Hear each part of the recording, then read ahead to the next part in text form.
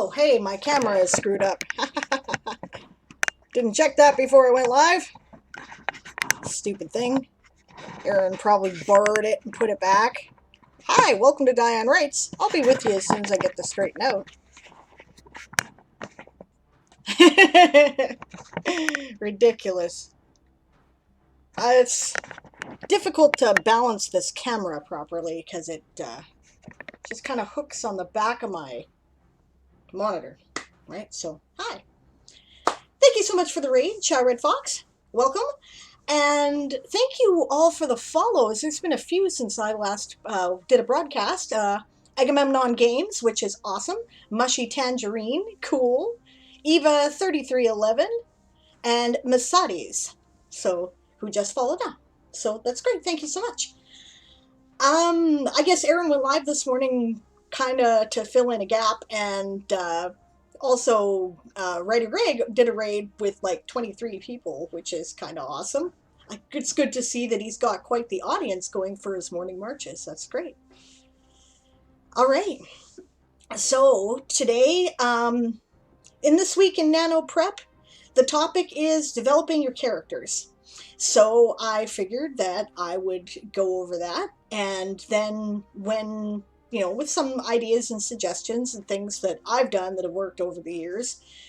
None of this is an established method or anything. It's just stuff that I've worked out over time. And I'm, if you guys have any comments, suggestions, ideas that you'd like to share with people, then you're quite welcome to do that. And when we're done, then we'll get into some writing sprints, and that's what we'll be doing for the rest of the time, I hope. So, all right, so characters. Characters are obviously central to your story, and a lot of people actually don't have a lot of problems coming up with ideas for their characters. I mean, that's not, that doesn't seem to be difficult for people. Sometimes I think people focus more on their character than they do on the plot. In some cases, it's more like, this is how cool my character is, and I'm going to share that with the reader. And then you're like, okay, but what are they doing, right? So when you start reading stuff on writing, they talk about character-driven stories. And what they mean by that are stories that are shaped by the character's decisions and the characters enacting their agency, right? So in order for that to be convincing, you have to know who your characters are, right? And this is something that I find a lot in early fantasy and science fiction literature. When people are newer writers, they concentrate more on what their characters can do, right? They're like, oh, my character is this, like she's a sorceress and she has all these amazing powers and she's going to do this stuff. But that's not nearly as important as who the person is and why they're doing things, right? So to flesh that out, my approach is generally to consider a character, I don't know, like you're doing a biography of them, right?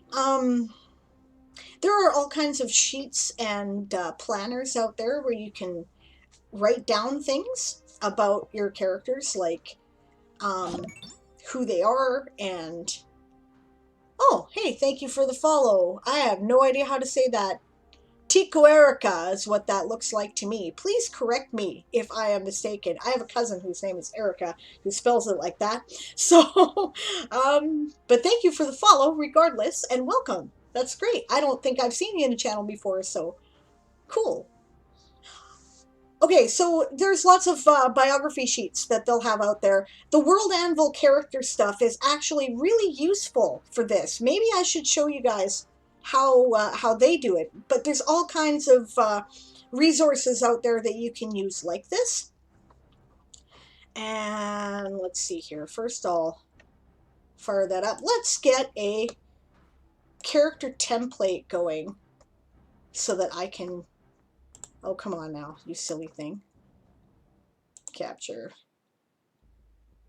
This is what I want to capture. Silly thing. There we go. All right. So let's open up a character template.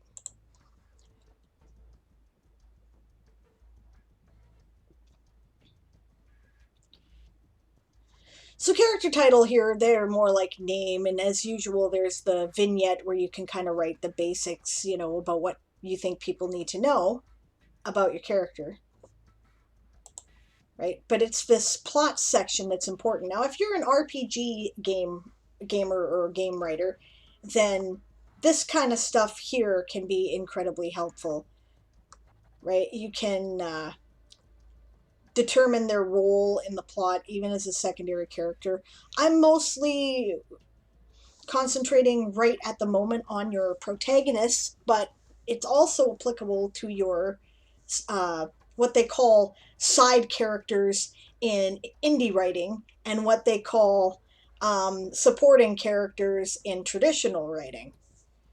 Right? So, species, maybe they're not human, their birth dates, basic statistics, eye color, skin color, hair color.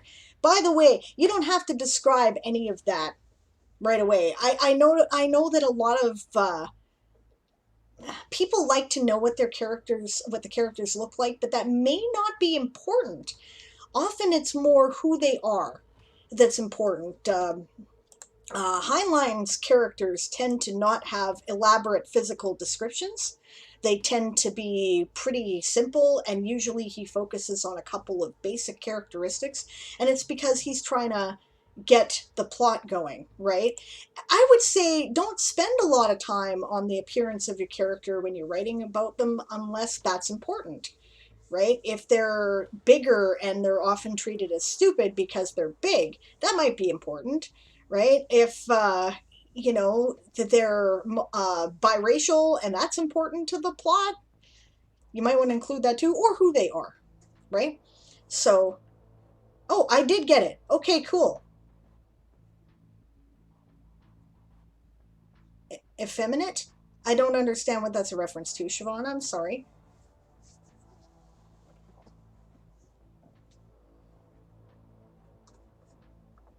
Right. Look at all the Genbatis. That's great. Sorry. All right. So, but okay. Yeah, if it's not important to the plot, then, I mean, you can have this information for yourself, and that way you can reference it in passing. But I would say try to avoid spending a couple of paragraphs, describing your character, especially if you're telling it from a first person or a third person personal point of view. Because I don't think about what I look like a lot. Do you? I occasionally think about things like, oh, I'm having a bad hair day, but mostly I like my hair. I think about that, right? I think about, geez, I look tired. I've got bags under my eyes today, and you can really tell because I'm pale because I haven't been out in the sun this year. But I don't think about, well, she was 5 feet tall, 120 pounds, uh, you know, kind of stocky. I don't think about that stuff, right? So, but you should know it, right? I like the fact that in World Anvil we have a place for biological sex, which differentiates from gender identity, right? Because these may not be the same thing, and that might also be important. Or it might not be. It might be that you're interested in writing about a non binary or a trans character, and that's really not significant to the plot, and that's cool. Representation means inclusion in everything, right? So, character appearance. Yeah, a character appearance, right? Um, that's actually an interesting point. Now I know what you're talking about, Siobhan. Siobhan's main character is trans, right? And in the beginning of the story appears as male. I'm gonna have a word with Twitch. Do you realize that they just blocked trans? They also blocked gay, right? Um, I'm beginning to think they don't like us rainbow people. I'm annoyed. I think I'm going to, yeah, I don't know. I'm gonna figure something out about that because I object to that. Okay, but anyway, Yeah, bad Twitch. I agree there. Arantiel? Arantiel? I don't think I've seen you in the channel before either, by the way. Hello. And thanks for coming over with Shy Red Fox. It's awesome of you. Yeah, so hi. Cool. Yeah, it's like it might be important. Like Siobhan's character looks effeminate, even though they appear to have a male biological gender, and that's important because the character and being trans is part of the plot, right? There is a story that I haven't picked up in years, but I will again, where I'm writing about a lesbian vampire knight, right? But of course, they didn't let women go off to the Crusades, so at least as soldiers in armor. So she disguised herself as a man in order to fight. But I describe what they think of as him from the perspective of the people who are meeting the character as looking boyish. Because, of course, she's 20, she doesn't have a beard yet, right? So people are making that assumption. She's a bit like Brienne of Tarth, right? She's larger and muscular and, in the context with people, you'd be surprised at what people don't notice when it's out of context. When, like, it's when I had a store, right? And I met a particular community and all kinds of people knew me and I kept running into them in supermarkets, but when they weren't seeing me in the store, they didn't recognize me. I recognized them, but they didn't recognize me. So out of context can be, I mean, it seems ridiculous that Clark Kent can put on a pair of glasses and people believe that, he's some mild-mannered reporter and he's not Superman. And the way they draw him makes that difficult because they draw him as being all, huge and, ripped and whatnot, right? But truthfully, it probably would work because people would not associate some shy, bumbling reporter that works at the Daily Planet with Superman. And you get the occasional person who would go, he looks familiar, but most people would not recognize him. Lois should have long ago, though. Okay, just saying. Right? Because she knows them both really well. Right? Both aspects. So, yeah, that's the thing. This stuff is just to keep track of, for your records, circumstances of birth. Now we're getting into questions that kind of define who your character is. Circumstances of birth, was there anything unusual? A lot of fantasy stories have chosen one narratives where somebody is destined to come fulfill a prophecy. Was there anything weird that happened around their birth? And maybe this is a character that you're dealing with that defines the world, but isn't immediately involved in the story, and then their circumstances around their death might be important. But most of this other stuff, right? Okay, so this is, again, naming stuff. They might have a title, like my knight character, for example, was Sir. There are various names, and whether or not they have nicknames. Nicknames often have stories behind them, and that may also give you an idea of who the character is. I think this section is really important. Personal history. Important information about the character's background, their education. Their education will affect how they talk. This should affect how your dialogue goes. If they're say you're writing something contemporary and they left school at grade 10, they probably don't have a university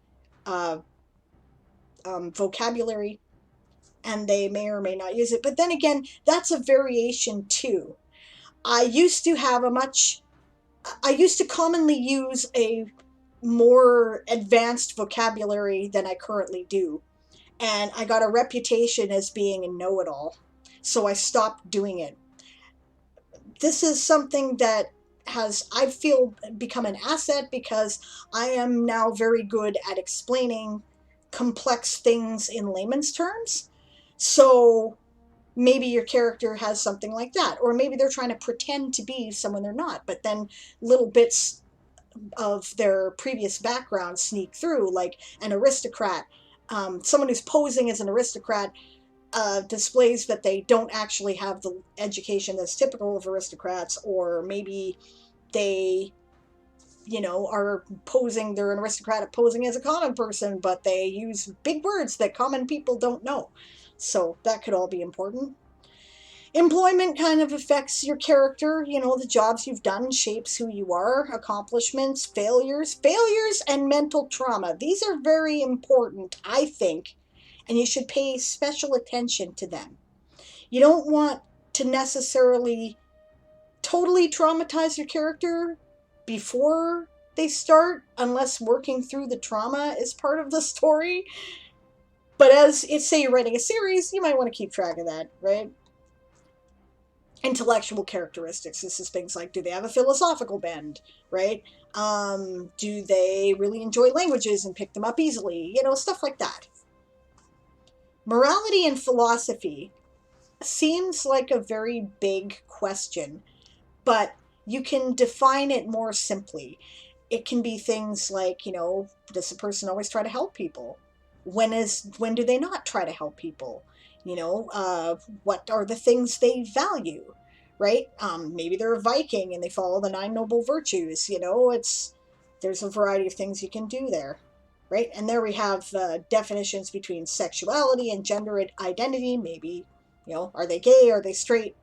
Right? Are they trans? Are they NB? All that information can be there. Taboos, things they will not do, right? And known languages has a bearing, right? So, oh, posture check. Thank you. I'm going to briefly catch up on the chat because I've been talking for a while. DM Stretch says it's probably because too many people use those words as derogatory or insulting rather than Twitch not liking the term. Yeah, I'm sure that's true, but I don't know how people use gay. I could see, but I've never heard anyone say trans as an insult, so I'm not sure what makes sense there. If you think the majority of Twitch streamers are video gamers, etc., who have less vocabulary than us and use more immature banter, well, I suppose that's true. Mannerisms make a difference, though, points out Siobhan. Yeah, that's important. Yep. Tekka-chan says sometimes people just don't want something to be true too. So in Superman and Lois's case, I think it's selective blindness. It happens a lot with parents and their children. That's a good point I had not considered. You could be right there. Okay. Hydrate. I'm sorry, I brought no water. I will get some in the break, but in the meantime I'll do coffee. Thank you.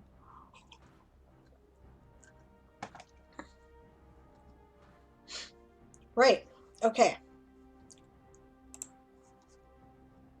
So yeah, now, physical stuff. This might have a bearing. Right? And again, most people don't have any problems with this, at least in the simplistic variation. They're usually good with, okay, they have blue eyes and brown hair and, they're 5 feet tall and whatever, right? But there's things you can elaborate on with this, for one thing, if you're writing about a character of color and you are not a person of color, then give some thought to the skin tone of your character, because it's probably not it's not just, there's different shades of brown, and also generally people of color do not like being described as food. So this is something that I had to learn, because for me, there's a particular, I've used coffee and cafe au lait as complexion descriptions, and it's something that I use commonly because I visualize it easily, and but perhaps I should use shades of wood, or nut colors, which still are technically food but not quite as direct, not chocolate colored skin. Although, because again, chocolate has different shades to it, doesn't it? Right? So some thought to that might be helpful. Um, Also, all white skin isn't exactly the same. Like, I have a golden undertone to my skin, right? And it's because I have some Ashkenazi Jewish heritage, right? And I like it. I've always liked it, and I liked it before I knew about any kind of Jewish heritage in my background. But I can't wear green, right? I can't wear, well, particular colors of green. I can wear sort of a bluish green, but I can't wear a yellow green. And I also can't wear yellow oranges, right? I just look sick. So it affects the clothes I wear, right? And before I was consciously aware of it, it was a thing. So, right? Um, Conditions are things like illnesses, right? Maybe they're in a wheelchair. How do they end up in the wheelchair? This affects who you are, these kind of experiences, and it affects how you relate to the world, right? Facial features. Maybe they've got a really big nose, and everybody just notices their big nose. And that's kind of like, the thing that people automatically see when they see this person, and it becomes an obstacle because people don't get past that, right?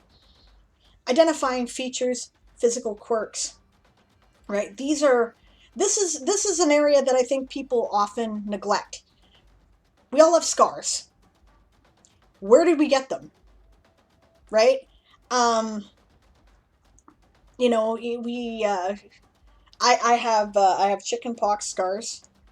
I've got a burn scar on the back of my shin there, my calf muscle, where the tailpipe of a motorcycle burnt me when I was about 19.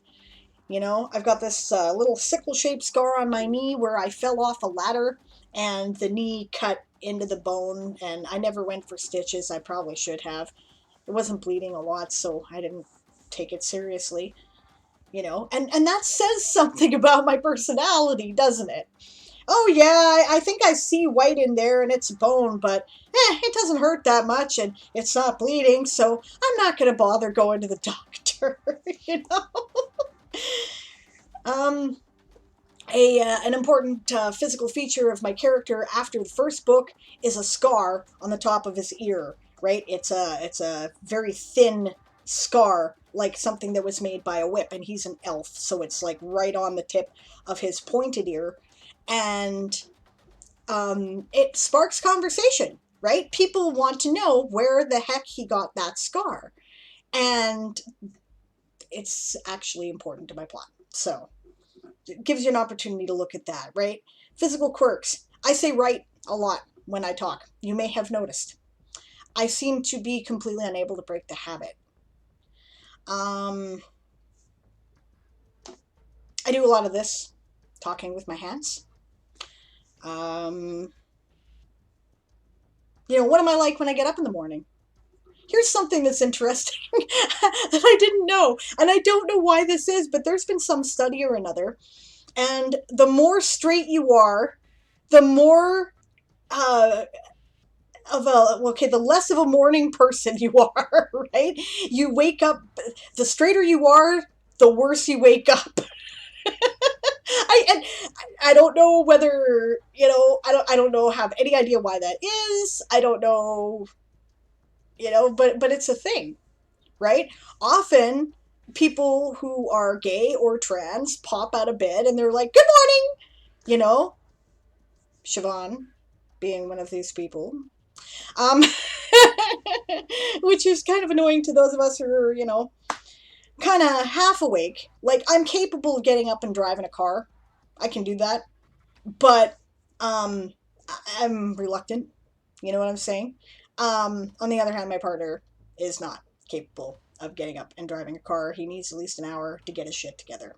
So, I don't know. Just throw that out there in case it matters to anybody. But, what you wear, right? What you wear is an expression of who you are. I tend to wear very casual clothing, especially when I'm not going to be going out.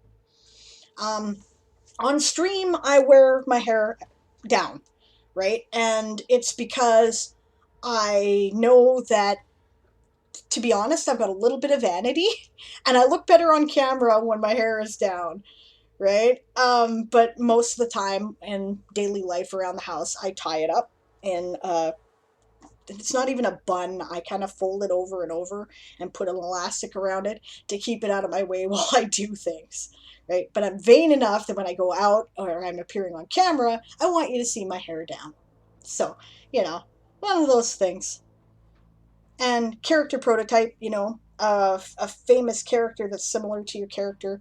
Maybe you've got a casting idea in mind if you were to make your story into a movie. These are ideas for things that you can do to develop your character. And now I'm going to catch back up with the chat again.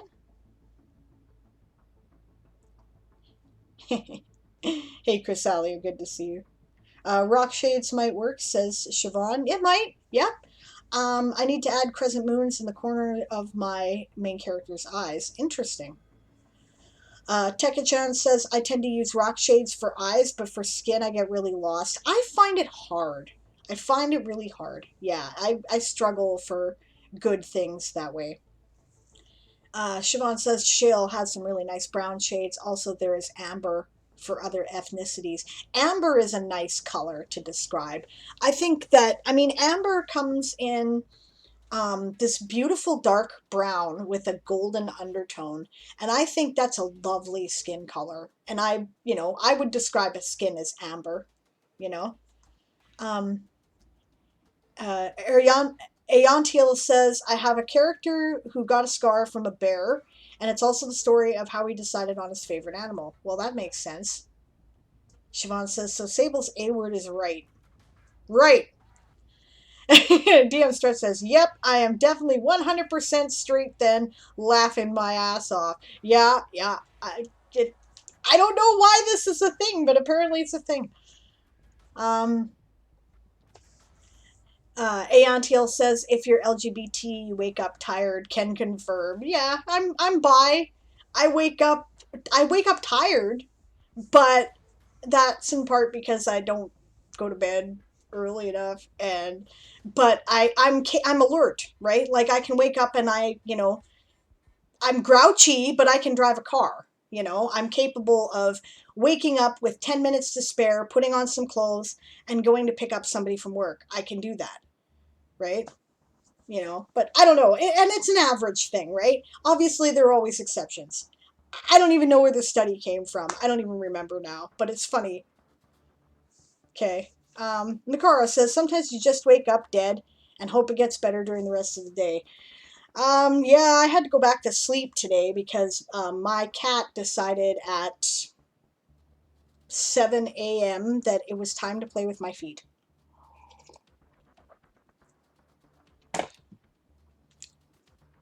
Drink, says Siobhan. Oh no. See, no, I have to consent to that game. I know that game's not going to help me. It's just going to make me pee and take bigger breaks. So, I'm working on it, guys. I'm working on it. Alright. So we've covered the physical, personal. If you're playing an RPG or you play RPGs, it may help to have an idea of your character's alignment. Because in alignment, if you're... Okay, the alignment system gets a lot of critique, and it should. I would say that the initial conception of it seemed entirely to be based on Judeo-Christian morality, and probably should have been thrown out with the bathwater. Because, yeah, right? But I tend to think of it like an axis, right? You have the law chaos axis here, and the good evil axis here, and it plus sign, right? So the law chaos thing is how much, if you're lawful, how much do you value the needs of the group versus how much do you value the needs of the individual? So,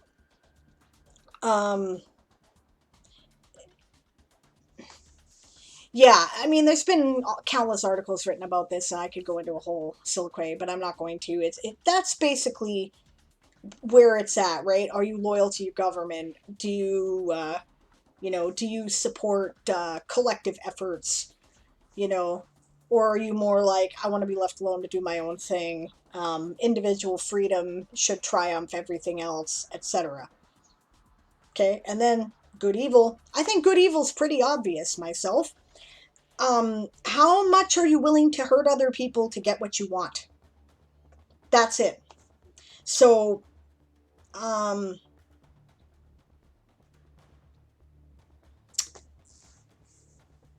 yeah, right. Are you, I think this even applies to things that people wouldn't think of. There's the obvious stuff, right? The obvious, will you, stop and help someone who's in trouble? Say you're driving along, you see a car on the side of the road, you're gonna, make sure they're okay, right?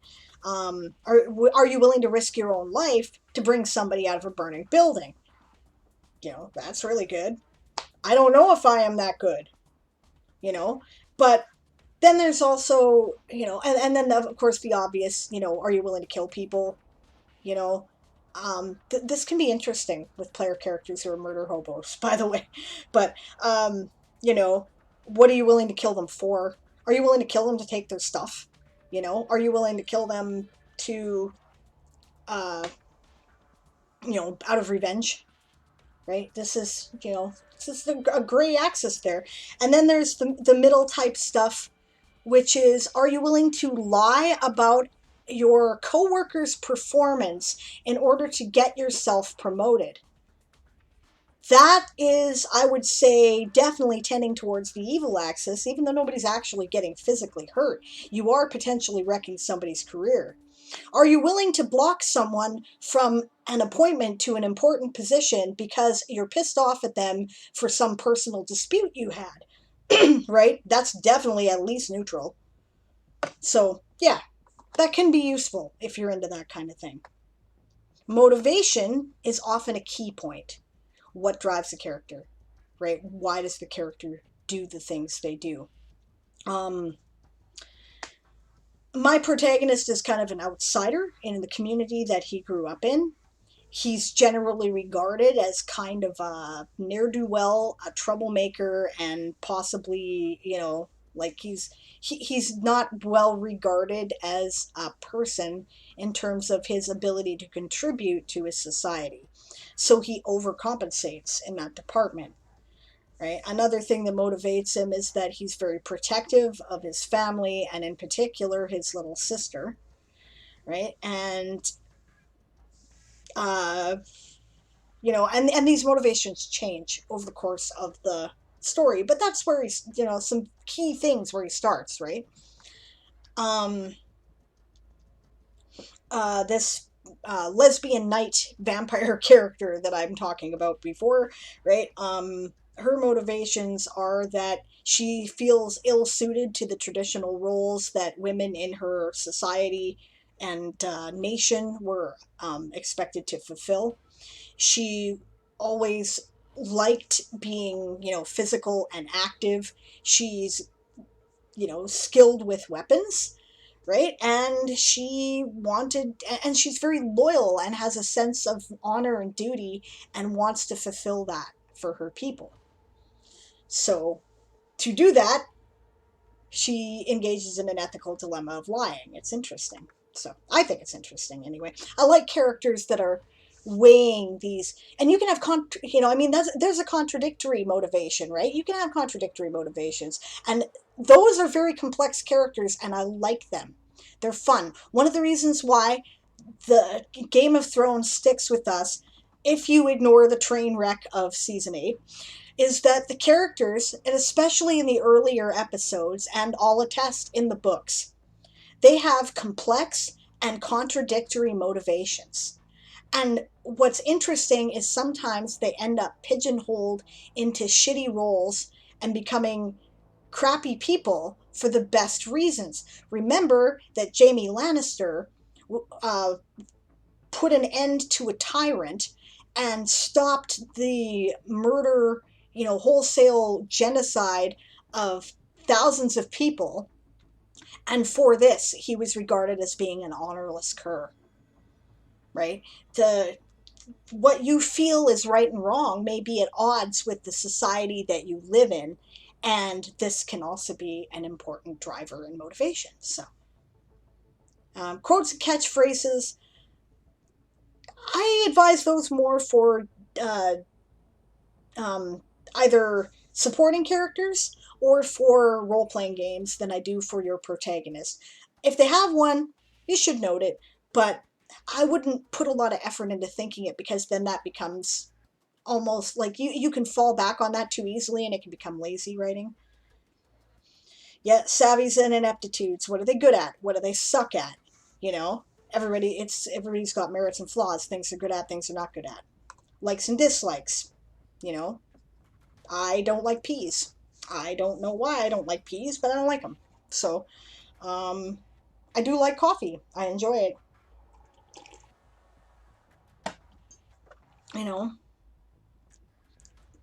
vices, flaws, ticks, quirks, hygiene. I like the fact that hygiene is mentioned in this in the character setup, because we don't think about that a lot. But sometimes, I mean, like, does your mad scientist forget to bathe for a week at a time because they're busy working on a project? I've been known to delay personal hygiene because I've been obsessed with a project. So, it's a thing. Anyway, back to the chat, just in case I missed something. Makara says, meanwhile, I'm really glad I'm not playing D&D today, because I'd be rolling every stealth check with disadvantage. It's Bioawareness Day. Is it Bioawareness Day today? That's cool. All right. That's awesome. Arkior. Hey, hi. Hi back. Welcome to the channel. I don't recognize your name. I'm glad to see you. We're talking character development for NanoPrep, and I'm using the World Anvil character template as kind of a basis for giving you ideas about things to think about to flesh out your character. So, um, Aontiel says, for the quotes, catchphrases, you could use that to describe vocal quirks, etc. For example, if you have a bilingual character who tends to code switch. Sure, that makes sense. That's something that's interesting. This is where being a good observer of people can be very helpful in your writing. For instance, there are a lot of Scandinavian people who speak amazing English. They speak English better than some of the people I grew up with. And, I'm in Western Canada, where it's pretty much English or nothing, right? So, but sometimes they forget the prepositions. They, Scandinavian languages aren't constructed the same way, so they don't think about them, right? This is also true of Russian speakers. Oh, thank you for the follow. Awesome, welcome. Arkior says, sounds cool. I'm new to the stream, so not recognizing me makes sense. Well, welcome, and yeah, I hope you have a good time. I'm gonna stop talking about character stuff at the top of the hour here, so that'd be 2 o'clock my time, right? And I'm gonna take my first break, and I will get something that I can actually drink that will be hydrating, and then we'll do some writing, if that's okay with you. All right then, so, and I see Siobhan knows Arkior. That's cool. Yeah, so other things to think about. Now, social aspects. Do they have any organization to whom they're loyal? One of the big defining traits of my current protagonist is that he is a member of the Avalonian Imperial Navy, and he grew up in a Navy family. His family has a tradition of being involved in the Navy. He takes it very seriously. He's very loyal to it. Affiliated organizations. Well, he's part of the crew of a ship called the Queen Stirk, and obviously he's very loyal to his crew as well. Right? Place of birth. Why does this matter? Because the culture of the place you were born has an effect on you. Right? I was born in the Okanagan Valley in Western Canada, and therefore I probably am more at odds with my society than I would be, say, if I were born like a 3-hour drive south and west, because then I would be in Vancouver, and being a bigger city that is more cosmopolitan, I would be less weird, right? So,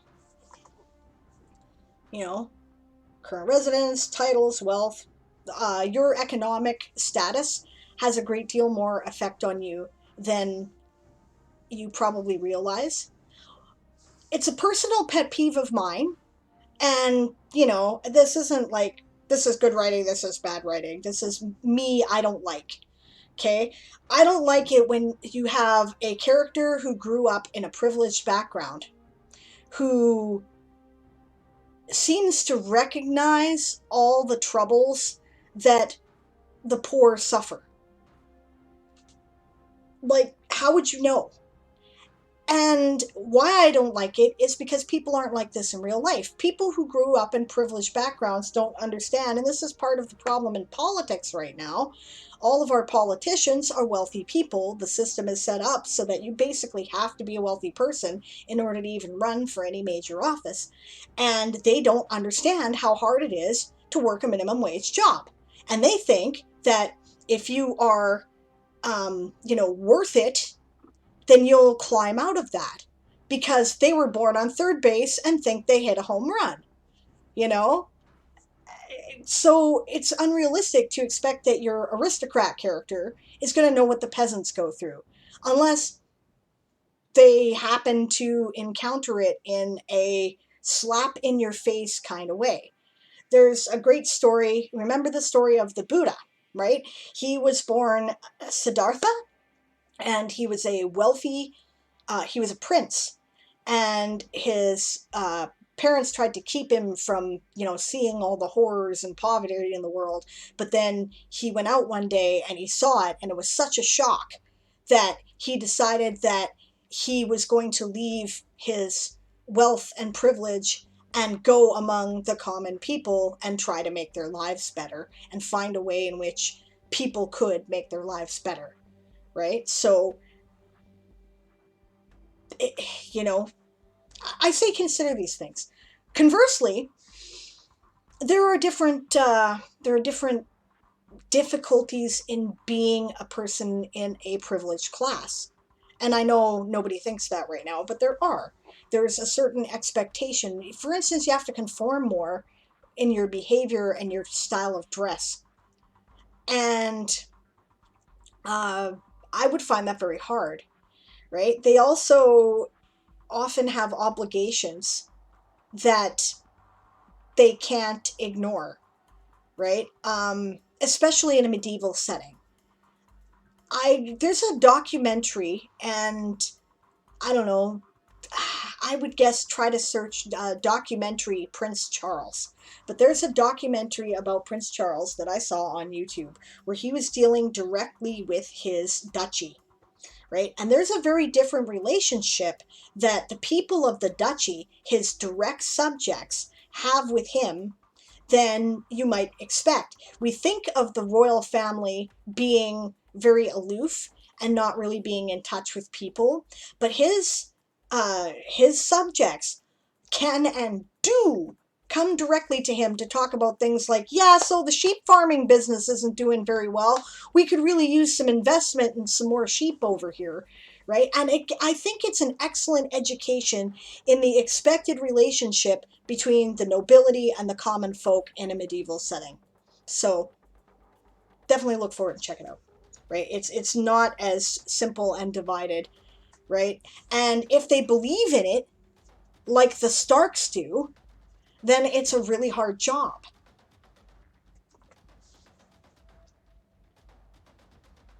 Yeah, and if they don't believe in it, like the Lannisters, then they constantly have to deal with peasant rebellions.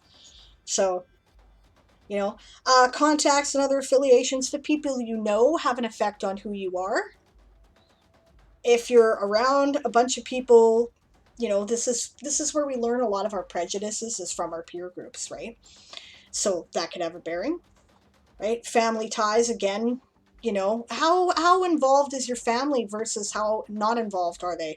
Two contrasts. My husband's family is an Irish clan, right? And so there's way too many of them. They fight like cats and dogs, right?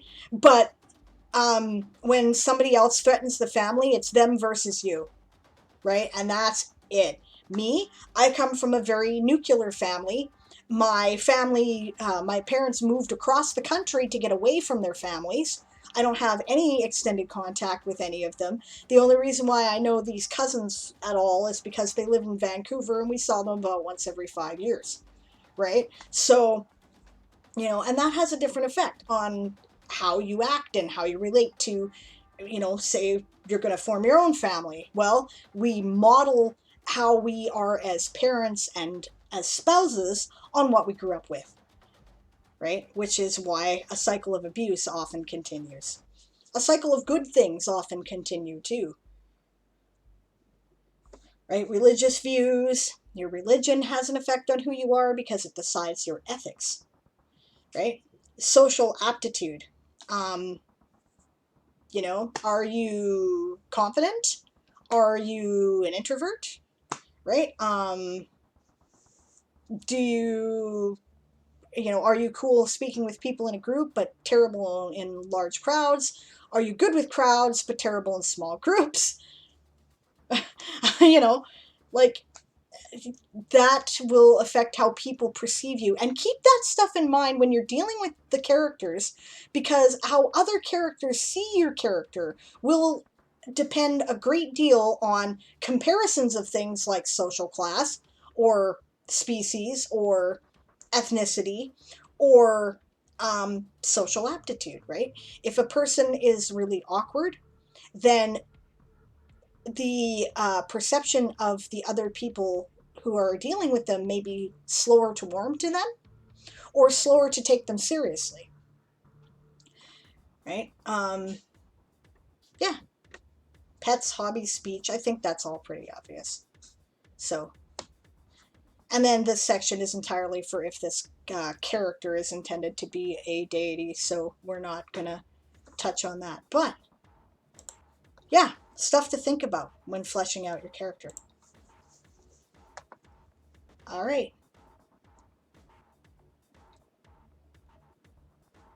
Where were we?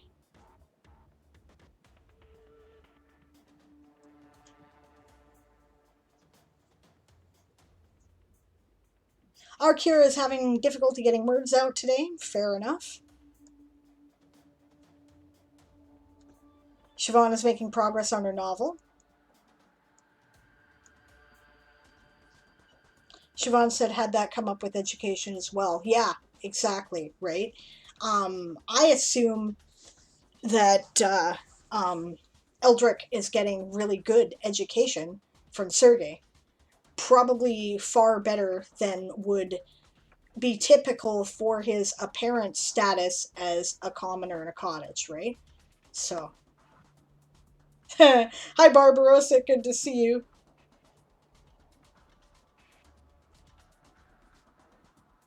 All right, so does anybody have anything to add or comments or questions about, developing your characters? While I'm, waiting for responses on that, I'll talk a bit about character-driven narratives and what they mean. Oh yeah, go ahead, Barbarossa, sure. Um, Character-driven narratives are your character's decisions drive the story. Sometimes a a situation kind of carries the character along. This is something that I found. Okay, there was a novel that I read that was a nomination for the Australian, the, what is it? The, there's the Auroras here in Canada, and they have they have an equivalent award there in Australia, right? It was nominated for this award, and I read the novel, and I was very frustrated with it because the character was being carried along by the events, was being described as being a certain way by the other characters, and I didn't see any of it at all. I thought the character was kind of a cipher. She didn't seem to, do anything one way or the other. Like, she didn't react to the situation. She didn't make her own decisions. She didn't decide to tell people to screw off. She didn't decide to agree with what the other people wanted her to do, you know. And It's tedious that way. Now, sometimes events do carry the characters along, at least for a certain point. Perhaps the inciting incident, for example, the thing that starts the story, right? Okay, I'm rereading one of my favorite novels of all time because I do this about once every 10 years and I'm overdue, right? And in part, it's to get myself ready for House Lappin'. Other way. Right. There, House Lappin', right? Okay, but for Game of Tones. But okay, so the thing that is the inciting incident in this novel is that one of the characters has a psychic vision of a horrific disaster that is going to befall the Warren, and he doesn't know what to do. Right? He's kind of carried along by the narrative. Right? His brother makes the decision. Well, if we believe him, which I do because I've seen his abilities in action and I know that he's usually right, we're leaving. And we should try to convince as many people as we possibly can into leaving.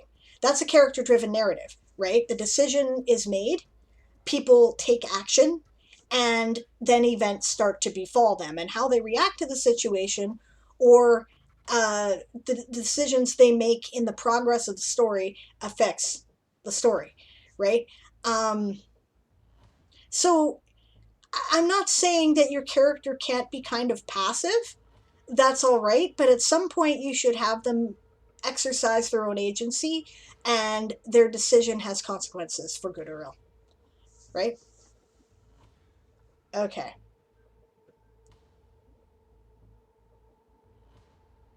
Oh, hi, Kit. Welcome. Glad to see you. We're just before the first break here.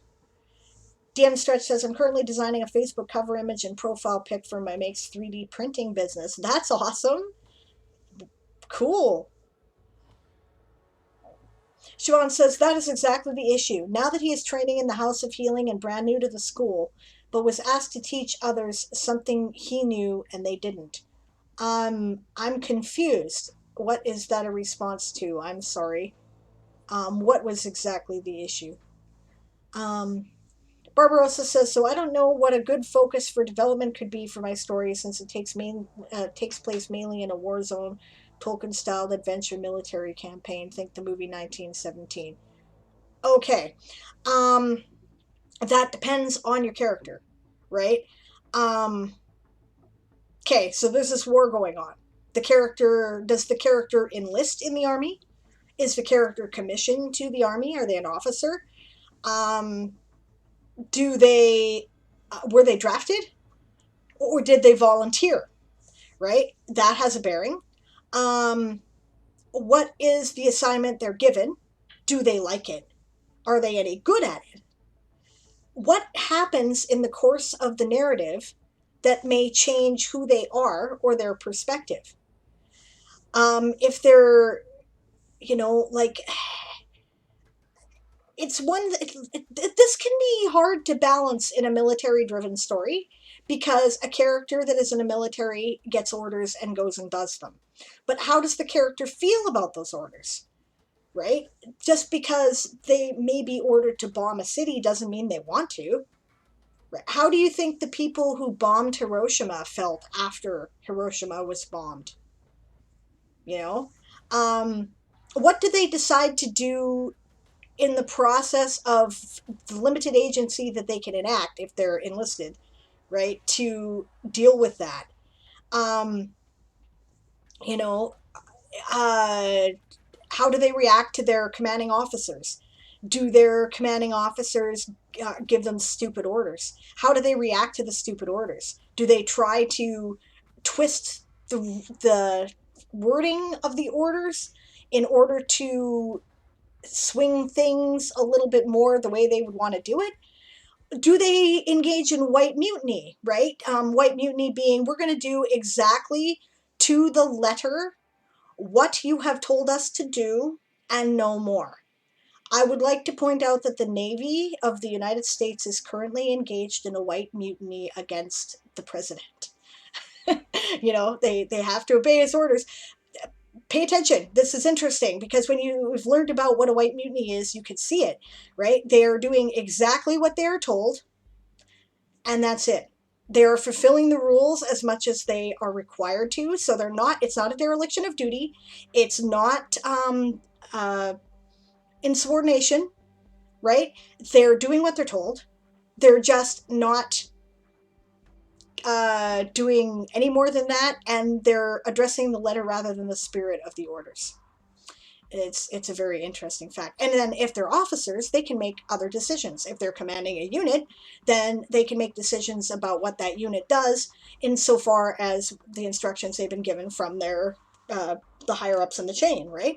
So you can do a lot with character agency within that, right? So poor Fiverr, says Siobhan. And Aaron says, "Lo, we're back. Hey, baby. Glad you're home." Teki-chan says, "The antagonist in my novel is a woman, but mainly people should think of her as a man because I kind of wanted it to be a surprise for protagonist, but I really can't nail down the mannerisms that would make people think that." Okay, so she's pretending to be a man, but she's actually a woman? Is that what we're saying? Yeah, Siobhan says, education level according to perception. Yeah, okay, right.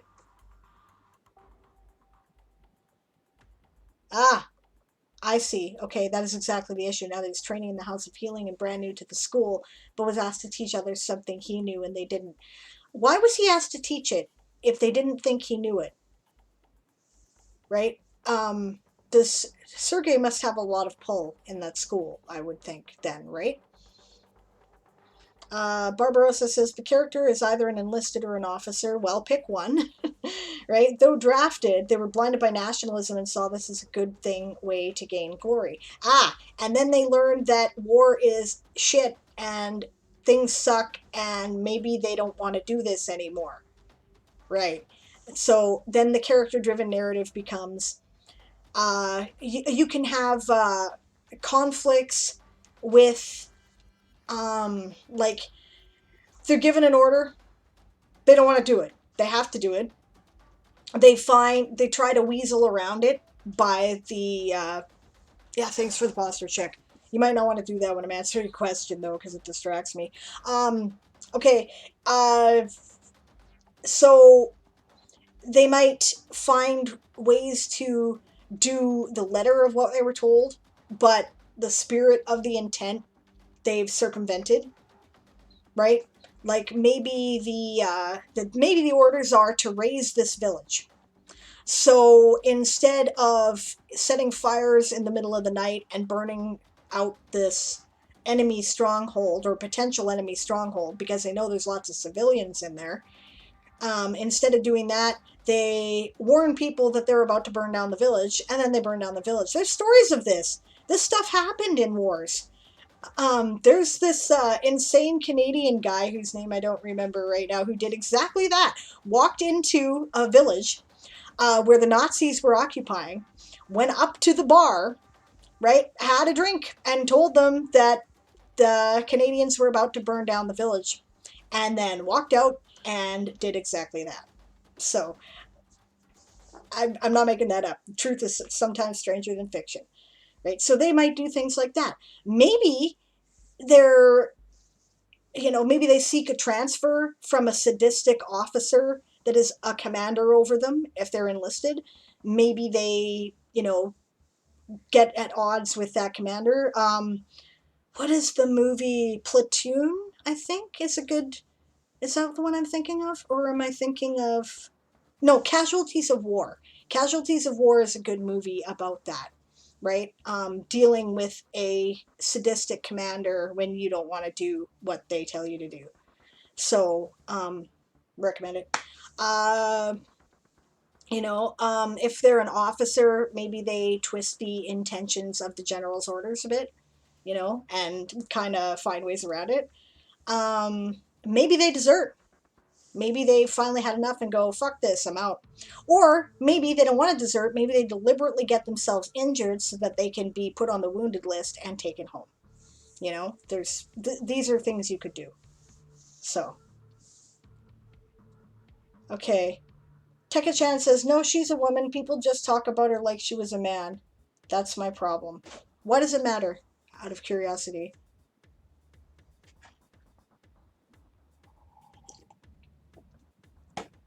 I mean, other than it would be a cool reveal. I ask because this is a titchy subject in modern writing. Because if this were written in like the 80s or even the 90s, people would go, well, of course people are going to assume the commander is a man. We don't assume that anymore. So why would they assume that, and why would it matter? I'm not criticizing. I'm asking these questions so I can help you do it right. Okay, Siobhan says the head healer asked him to teach. The other students thought it was ridiculous, as in, how could he teach us anything?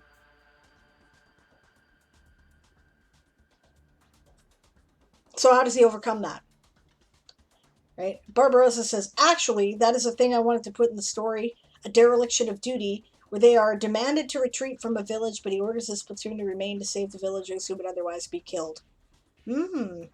That's actually not dereliction of duty. That is insubordination. It is a court-martialing offense, and probably in the time period you're talking about, basing it on loosely, would involve a flogging. Right? Tekka-chan says, but yeah, there, you could do that. Sure you can. Yeah. Tekka-chan says she doesn't go out of her way to act especially masculine, but I don't know what is really neutral enough. Maybe she has violent tendencies, doesn't suffer stupidity, says Siobhan. Yes, she has those tendencies. I can tell you something that was very interesting, right? When I used to do a lot of public Wiccan rituals. This is going to sound like a non sequitur, but it's not. And Aaron and I would do them together, right? But it was funny because if you advertised it and newspaper people came, they would go immediately to talk to Aaron. And he would say, no, she's the one in charge. And he'd have to say that pretty much every time. Right? And in Wicca, generally, if there's partners, it's the high priestess who runs the coven. Right? So, you know, he's my second in command. Right? So, like your NCO to your officer. Right? So he has authority, but, ultimately, so that could be a blind spot. So yeah, I'm throwing it out there because that's a way of doing things. And I'm like that, by the way. I don't suffer stupidity. I have no patience. Barbarossa says, the more and more I think about him, I picture him as a platoon leader officer, possibly a sergeant captain. Big difference between a platoon leader and a captain. A platoon leader is likely to be a sergeant, right? But that's cool. I mean, it depends on the forces too. Do your research on the force that you're trying to imitate, right? Because it varies. Um, but that's cool. Tekka-chan, you can play with confirmation bias, maybe confirmation bias. Maybe says Iantiel, like people already think she's a man. I guess could be the word you were missing. So everything she does, they'll just interpret in a way that fits their already established view. And Realm, who's here, hi Realm, says G.I. Jane. Yeah, that's okay. I figured it out, I think, the word that was missing. And Barbarossa says we'll do Sable. This is very World War One. Yeah. Okay, I'm going to take a break now because it is almost 10 after 2. And when I come back, I think that it's time to get some writing done. How about it? In the meantime, if you have any further comments or questions, feel free to leave them in the chat and I'll try to address them when I get back. Okay?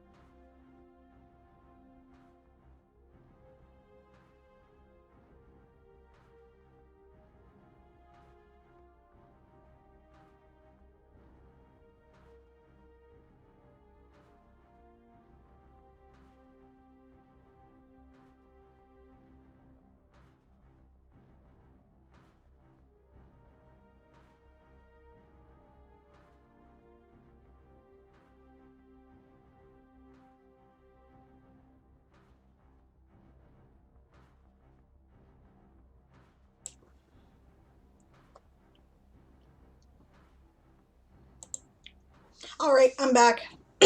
Sorry for the delay. I may end up munching some fries during the sprint, just so you know. Hello.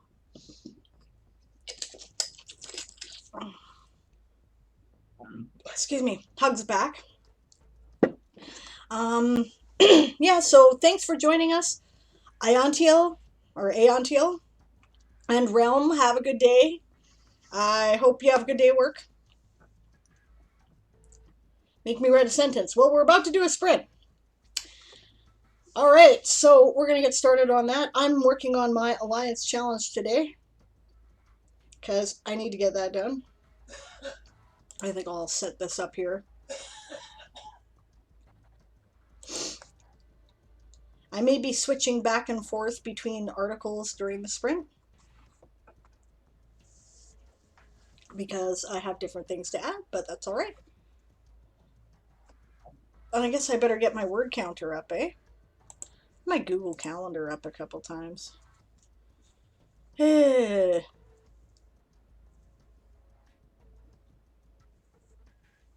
make no sense.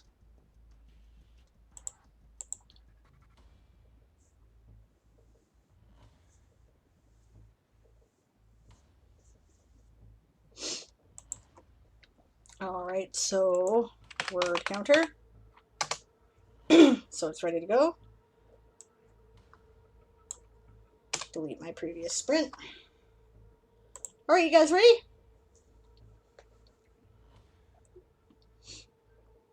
Haha, don't blame you, says DM Starch. I was starving. I needed to eat. They brought me A&W. They make this really great lettuce wrap burger. So good. Yeah. Well, cover pick and profile design made us really happy with them. That's great. Barbarossa says I didn't have enough for a reminder thing. I saw you guys talking about the timers that Darth Nicholas made. I don't know if you noticed, but the break timer is actually one of the sprint timers that Darth Nicholas made. I put it there because the timer that came standard with Twitch Studio was not frickin' working. But that one works. Perfectly good timer. So, using that.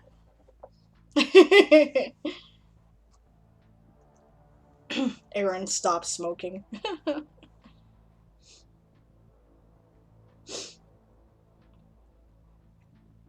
Hey, Author Goddess. Nice to see you. Glad you could join us. We're about to get some sprints done. Yeah.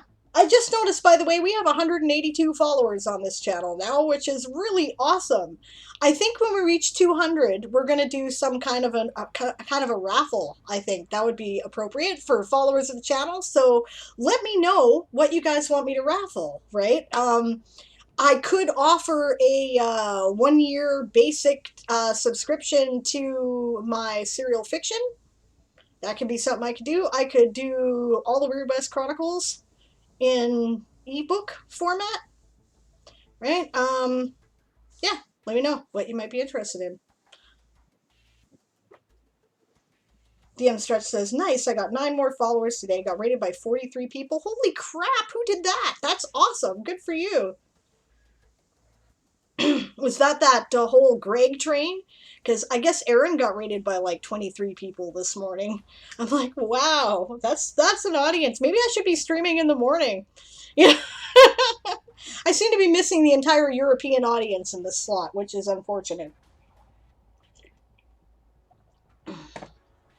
I know, because Italia C was like, yeah, but I want to come see your streams if I'm going to come do Game of Thrones with House Lappin. So I guess I better like do some adjustments. All right, we're going to start the sprint. Ready? And begin. All right.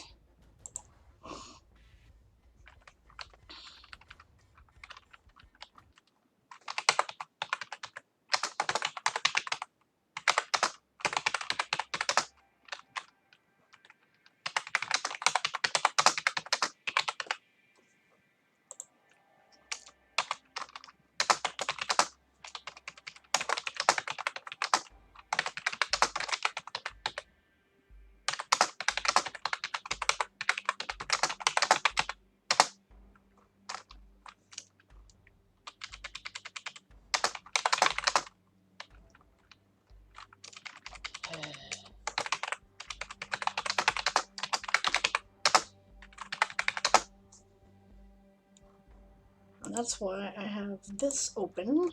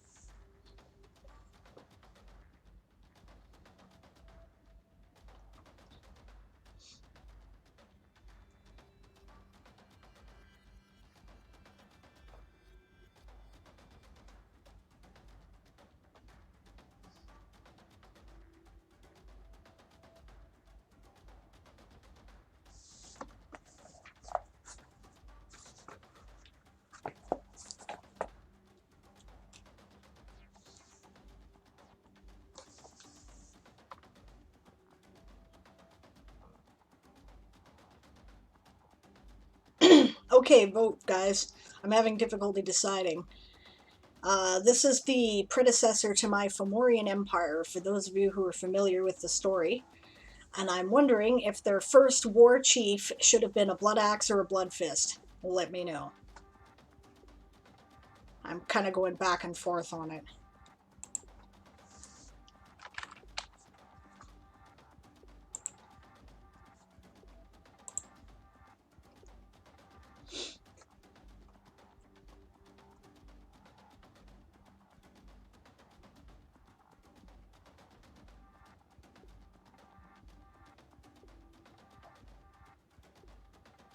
Actually, nah. I think, well, yeah. Yeah, okay.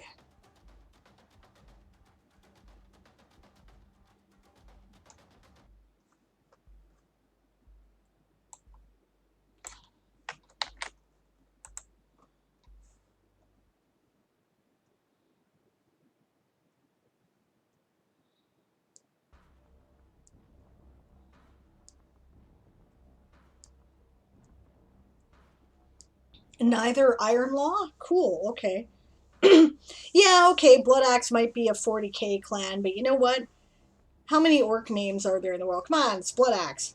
You know? I'm sure they can't copyright that. My orcs are different from their orcs, too. My orcs, if anything, are like World of Warcraft orcs more than anything else. Iron Law. What information you put for... Okay, I'll answer that after the sprint.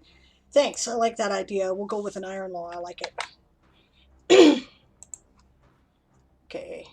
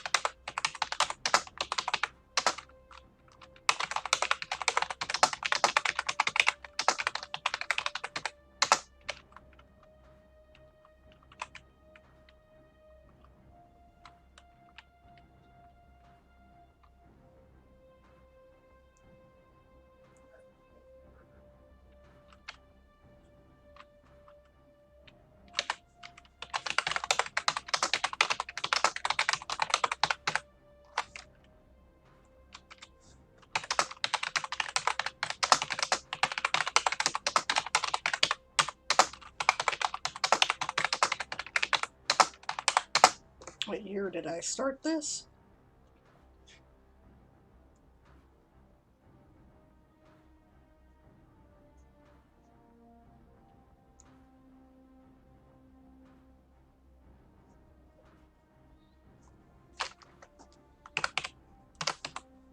What? Ah, bite me.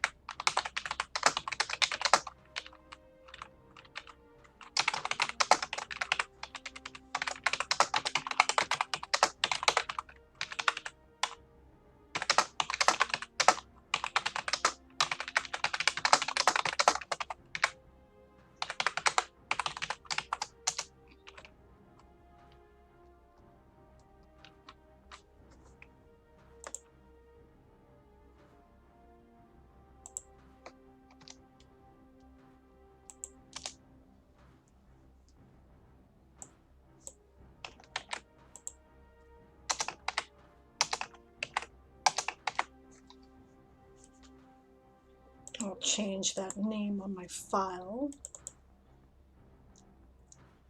No, I don't want to look at it.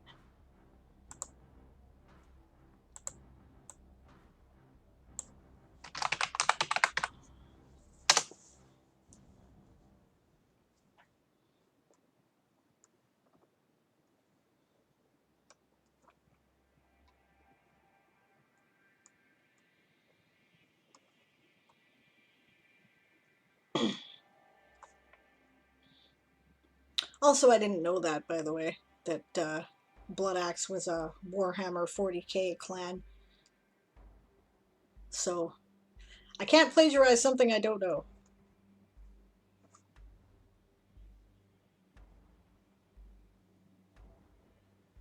Alright. I gotta find the rest of my portraits here.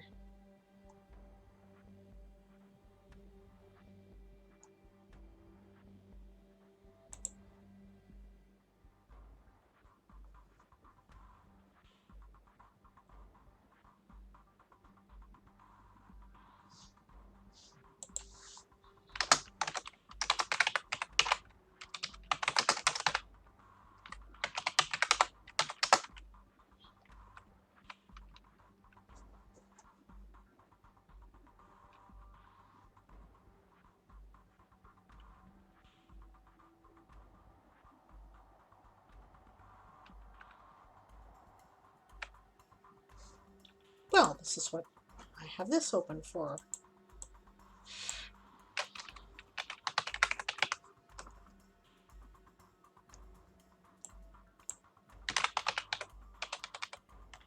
Bugger off.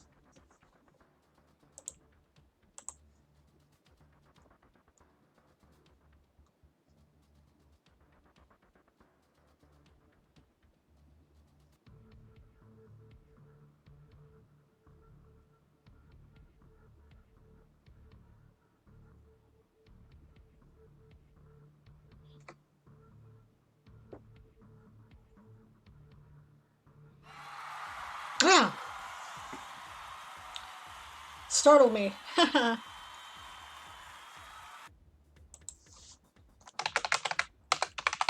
Okay.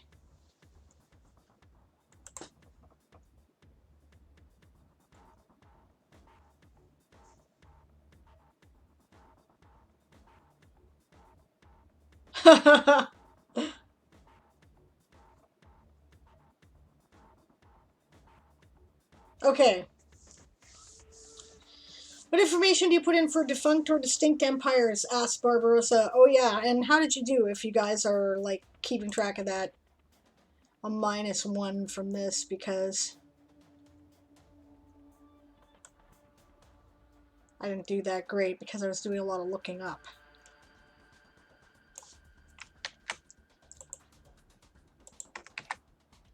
$92 words.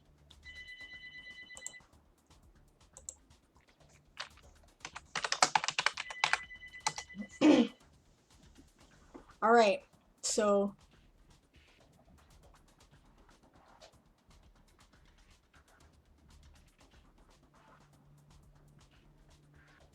oh, okay, I missed some stuff. All right. Dan Stretch says, roll for damage. Their DM for today's game was Dead Aussie Gamer, who played in Great GM, Salt March, and Avernus campaigns. Thank you for saying I'm awesome, amazing, Barbarossa. Dan Stretch says, I follow Dead Aussie Gamer and have been chatting a lot of his streams, so we're friends and follow each other on Twitch now. Guessing he saw me online and rated me. That's cool.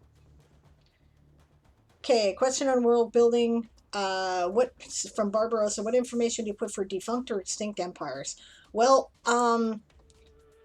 that's up to you, but basically, why were they significant and why did they fall? These are things that people are going to want to know, right? Honestly, this is a fallen empire that I am more or less that I'm creating, right? I said the Solstice Pact was an alliance of spacefaring Fomorian peoples who banded together for mutual protection and defense at the outbreak of the First Interstellar War. The alliance included signatories from 8 star systems and 8 different species. The pact later became the foundation of the Fomorian Empire. Right? Then I got a breakdown of the different nations and sub-nations that are involved in this, and I loosely based this on the powers involved in World War I, the Central Powers in particular, right? And then I've got their founding date and their fallen date. Because I have something in there, it says disbanded, dissolved here, which I really should do something about in the CSS because that just gets lost there, right? Right. So this is the date that they fell, and because I have 2 calendars, it's in both dates. But again, there's something I got to play with CSS on because it's huge and it makes it hard to read in that particular size and font, so I'm going to have to try to target that. Right. For some reason, it changes things, by the way. If you use an organization and you've only got a founding date, but you don't have a dissolution date, then it makes this the same size as all this other stuff in the sidebar. I have no idea. Right. So then, the type that it is and, who its leaders were and what their leaders were called, and as you can see, I'm still breaking down that section. Yeah.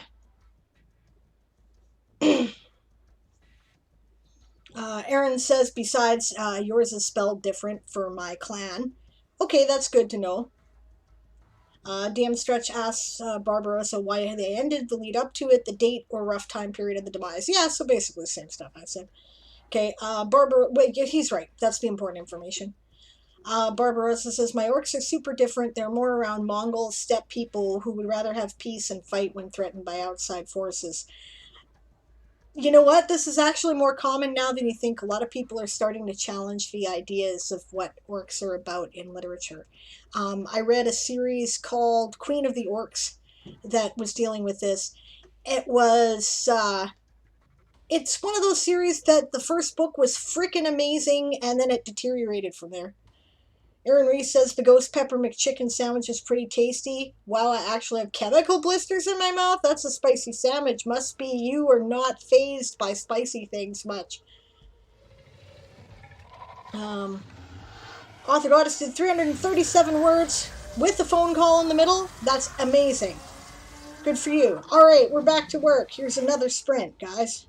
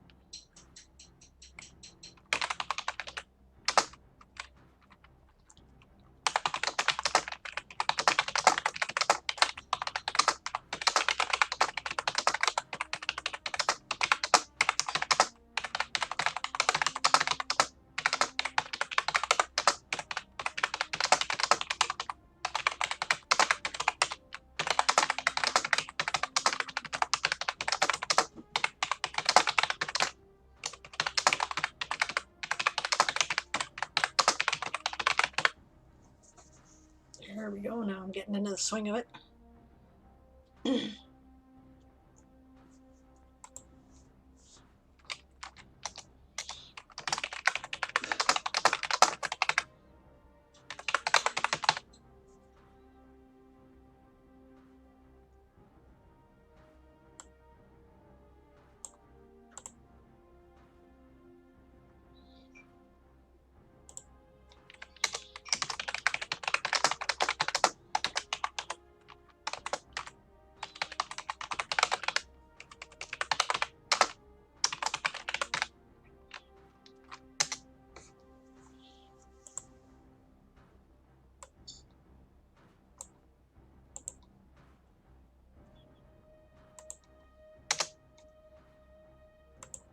I think there's 5 of those, so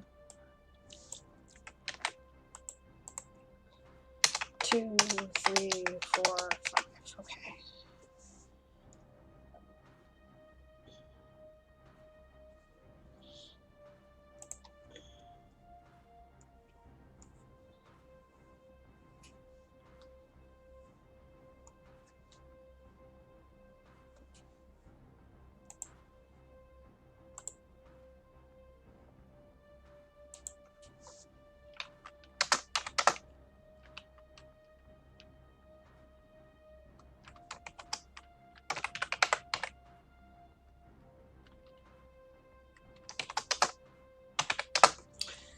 Babe, give me a goblin name.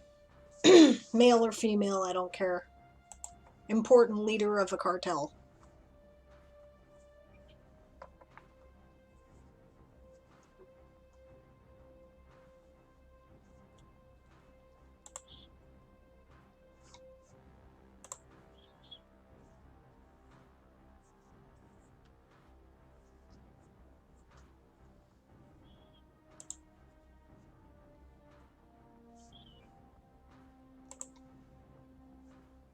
I'm asking Aaron because he's got a specific naming convention he uses for his goblins, and I want it to be consistent. But keep throwing out names there, Barbarossa, because I'm sure I'll use them for some of the other leaders here.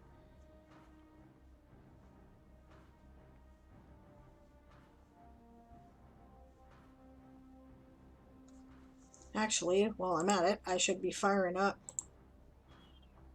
the name generator here at World Spinner and getting myself an Incali name. Ah.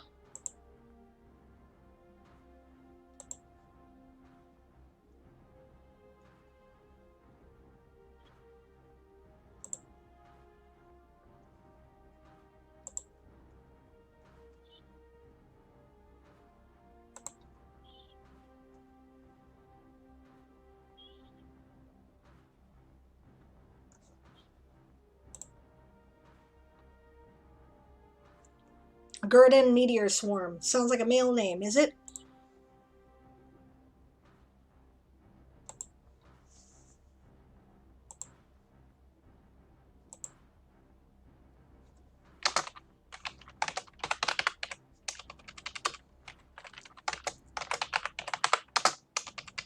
For crying out loud.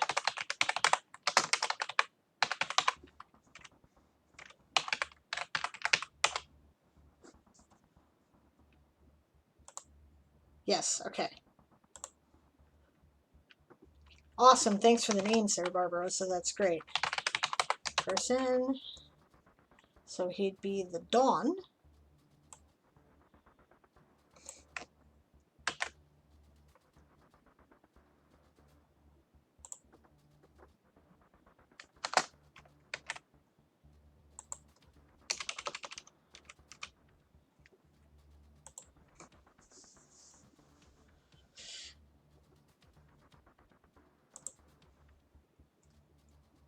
Of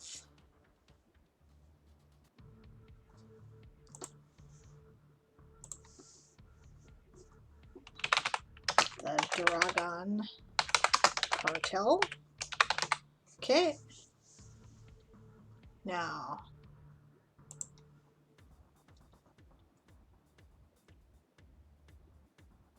three orc names. Okay. Gargan is good. Anka is also good. I'll hold on to Janice for another time. That's great. And Jim the One-Eyed. Good for human guy. Nork Fourtooth. Don Magno, probably? So different rank, eh? Okay. In that case, I don't have this link here. Don Magno. Great-grandfather, right? Would be...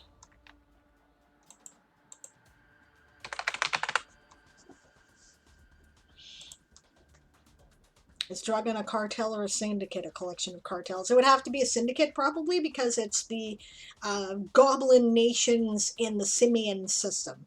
So, I like Nork Fourtooth. I'm stealing that. Nork Fourtooth.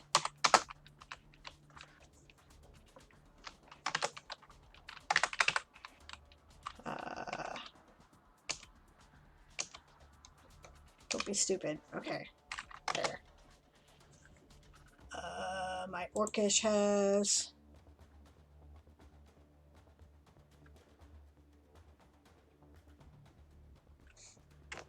There we go. That's what I wanted.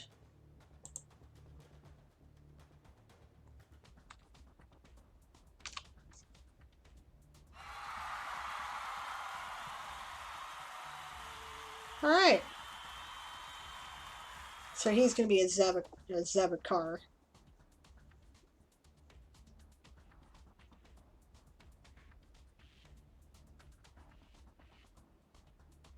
Alright.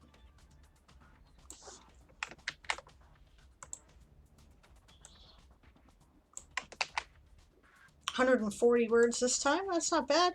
Then he is Don Magno? Okay. 140 words. Thanks for the help with the names, guys. Much appreciated. I'm terrible with names. I agonize over them.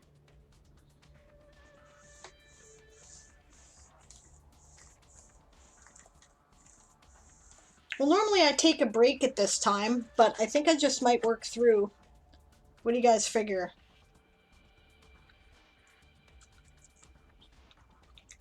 I eat my fries before my gravy gets too cold here. Ah! Thank you for the raid, Kahuna! Welcome! Good to see you. You're in time to watch me munch fries on a break.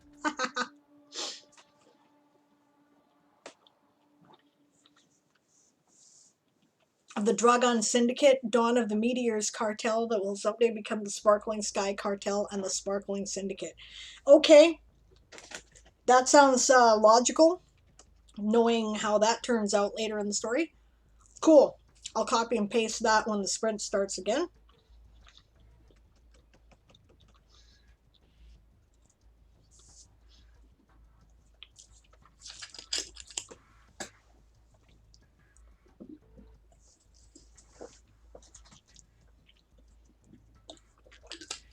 Hydrate is good.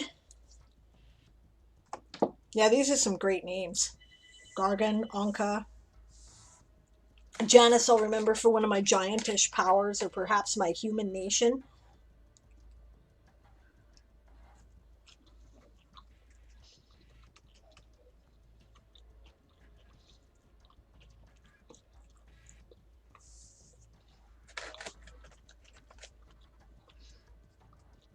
I'm assuming that because I'm using the mic on the camera that you're not listening to me chew in your ear, so I hope that's okay. How'd you guys do?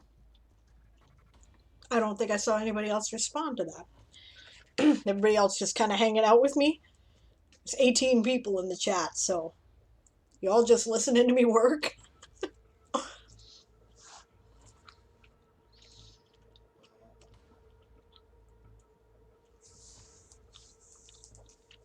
Masadi's is being a creepy lurker. Yes. Yes, you are. Well, you said you were in class at the beginning of this, so that's totally cool. 416. I'm impressed. The Author Goddess is pretty amazing. I can't turn that out in a typical 15-minute sprint.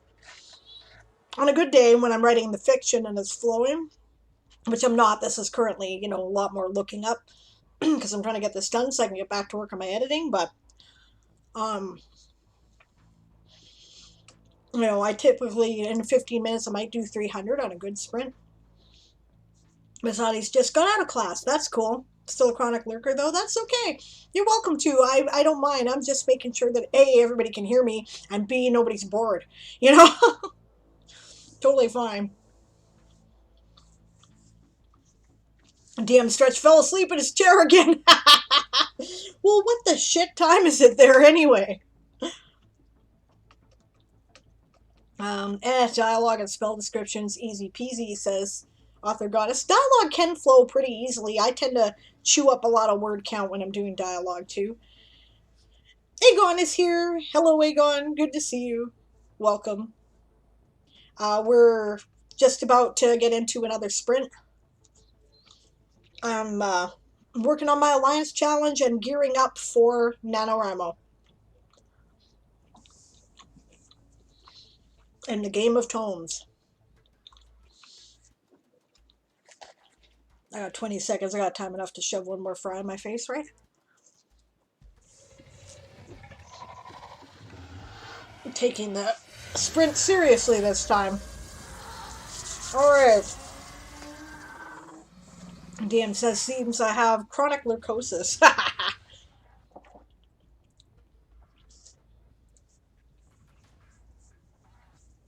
Yeah, my typing speed's actually pretty similar there, Author Goddess. But, because she says she learned to type as a business skill. But I think too much and, waffle over things. Also, like I said, this one, it's an information article, so it requires a lot of looking up. But still, I still only do about, 300 in a 15-minute sprint, I think, typically when I'm rolling, So I'm impressed.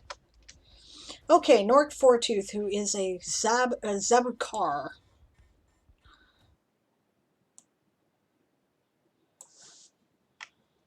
Oh, yeah, I didn't define what that was, right? High Chief. That is what that is.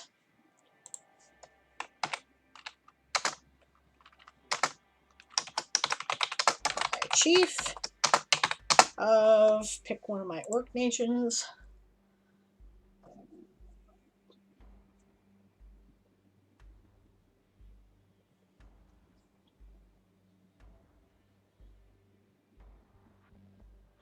Okay, I like that name so much. Well, you know what? I need to flesh out my Gorna world a bit so he can be the High Chief of Luthen.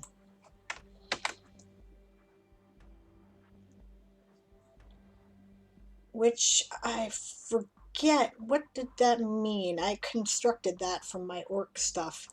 I'll look it up afterwards, but... High Chief of Luthen. Oh, yes, and I was copying that out of the chat that Aaron gave me for the Dragon Syndicate. Okay. That's what I needed. I don't know if I need all that information. Dawn of the Meteors, some cartel. Okay. And this information is not required, except that this is the kind of stuff that you put in the notes. That's what your scrapbook is for. The Meteors Cartel.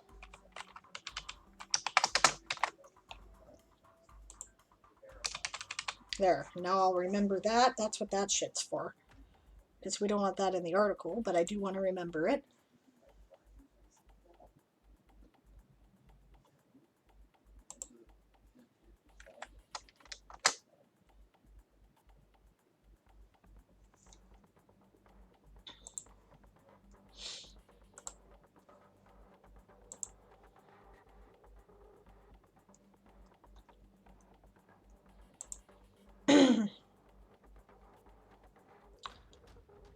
Okay.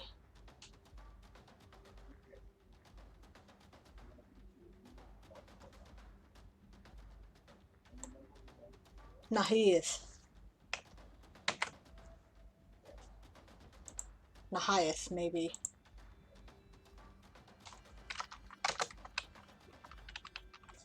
Okay, and I needed a name, but you gave me a bunch of names, so I'll go steal one.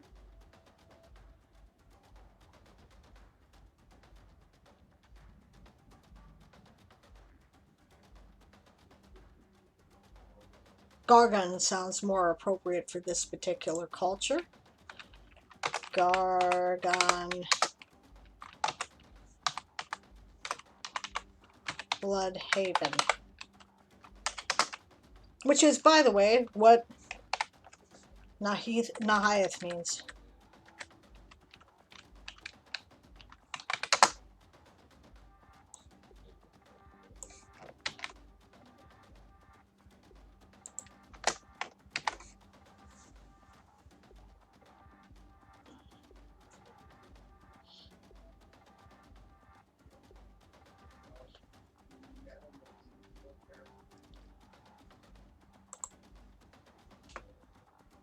Okay, and then the other one was Anka, alright? But first I need to put the...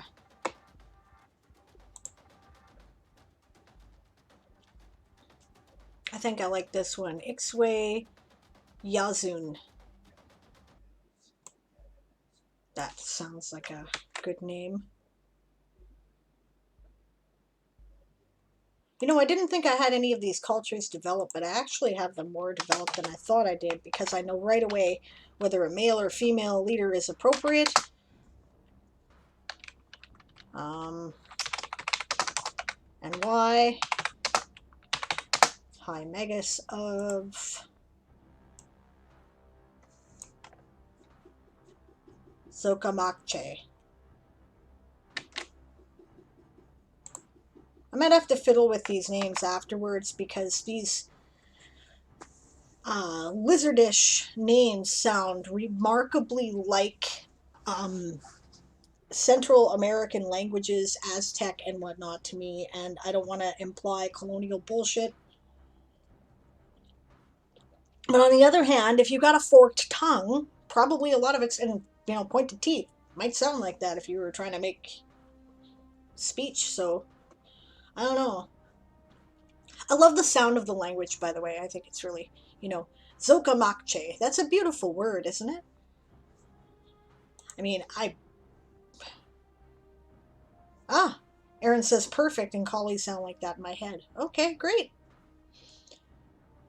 Yeah, I just don't want someone to go, well, actually, they're an incredibly advanced culture, so they're like, they make the elves look uncivilized, so people probably can't give me the, this is a cultural metaphor and you're being a racist. They probably can't do that to me there. Alright, and Anka. Oh, hey, here we go. We have an opportunity. Anka Dune Spear.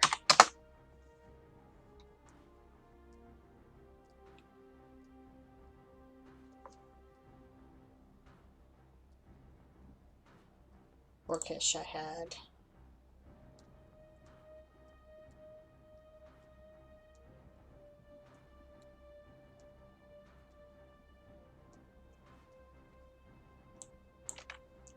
More.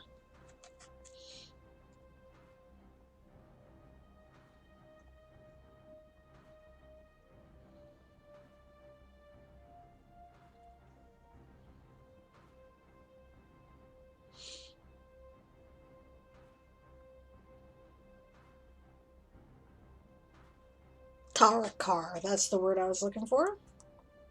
I knew I had one.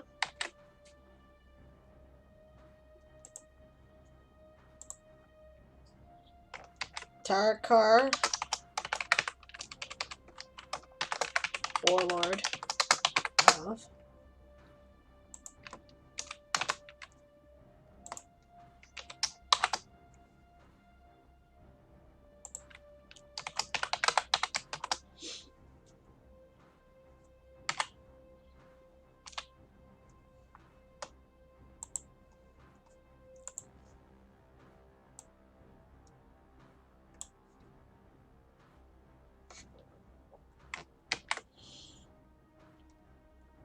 warlord of Zeromnomstra, which would explain why the Doom Spears came back to Draconia later on, wouldn't it? Hehehe. Okay, now I have all my various leaders of the War Council. Thank you so much for the help with the names. I need none of that crap. That can all go away. Alright, now.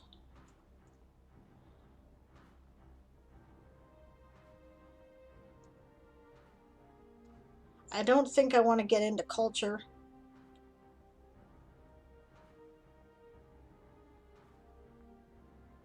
Because there's quite a multiplicity of cultures here. I think to try to put anything in that box would be insulting.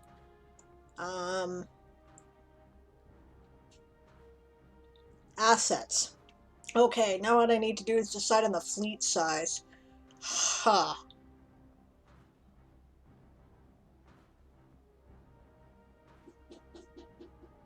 Alright, here we go. I've been waffling back and forth on frickin' fleet sizes. Let's do it. Current size of the United States Navy. Because, hey, this is starfaring, right?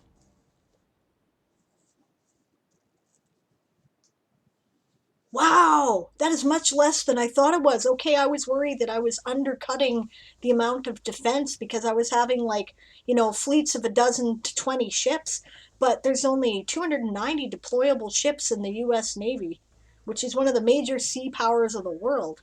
I mean, probably the biggest sea power in the world. They have the Thessalocracy, right? 480 total ships, but only 290 are deployable. Wow. Okay. Oh, and the Marine Corps has 1,304 manned aircraft. Yeah, okay, aircraft. That's the difference. So I have to think about the aircraft or be like my fighters.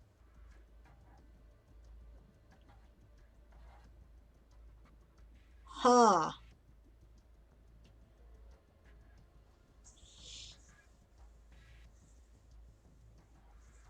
Wow. Actually, that is much smaller than I thought. I'm impressed.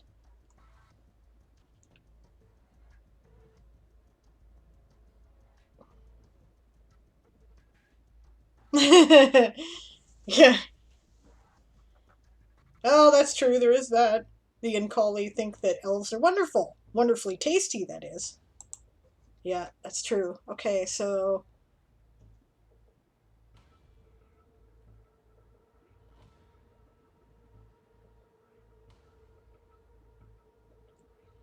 Well, then I think 1,000 warships is probably not inappropriate.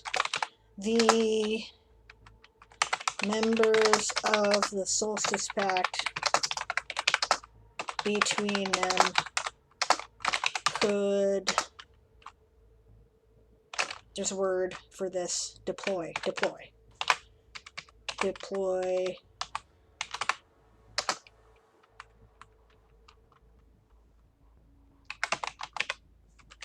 Okay, could muster, actually. Muster more than 1,000 warships. And let's see, percentages here. We're talking about like 10 times, more than 10 times the amount of aircraft, right? But we haven't quite shifted to that level of warfare yet. There are fighter craft and whatnot, but the shift to carriers and torpedo boats doesn't happen until later in my story, and the tech change is part of the plot. So,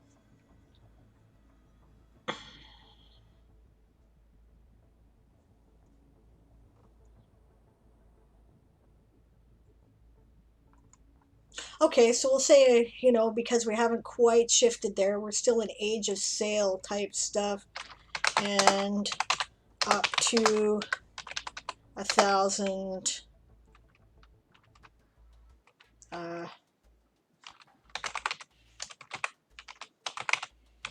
fighter craft, and messenger boats. Pinnaces? Pinnaces is what they call that, isn't it? And pinnaces. Okay.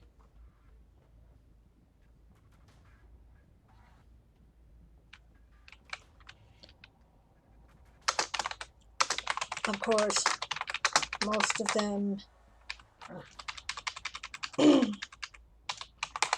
only some of them only about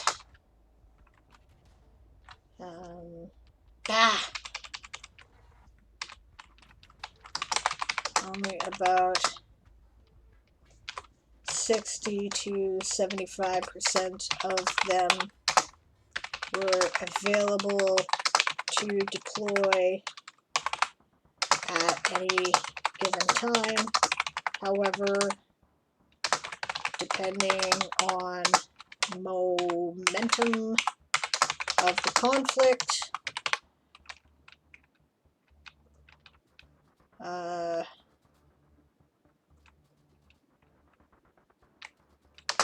location of the current theaters of war. Okay. Well, I feel like I got a lot done there, even if it doesn't turn out to be a lot of words. So I'm pretty happy with that. I think I did all the co-belligerent powers there. So, oh, wrong page. Oh, I left my word counter. I wasn't very smart. Okay.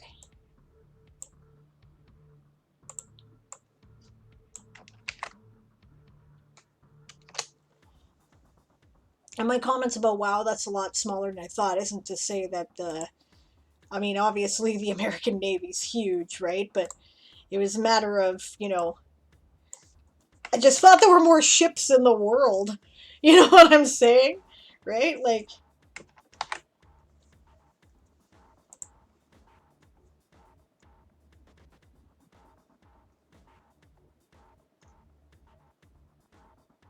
yeah, I don't think I had any of those last time. Or I had those last time, but... And then there was something about in there. So actually I didn't do too hugely well in that sprint as far as word count goes. Oh, I hear a dingy thing. Ah! Welcome, Ian Comedy. Thanks for following the channel. That's pretty awesome. I appreciate it.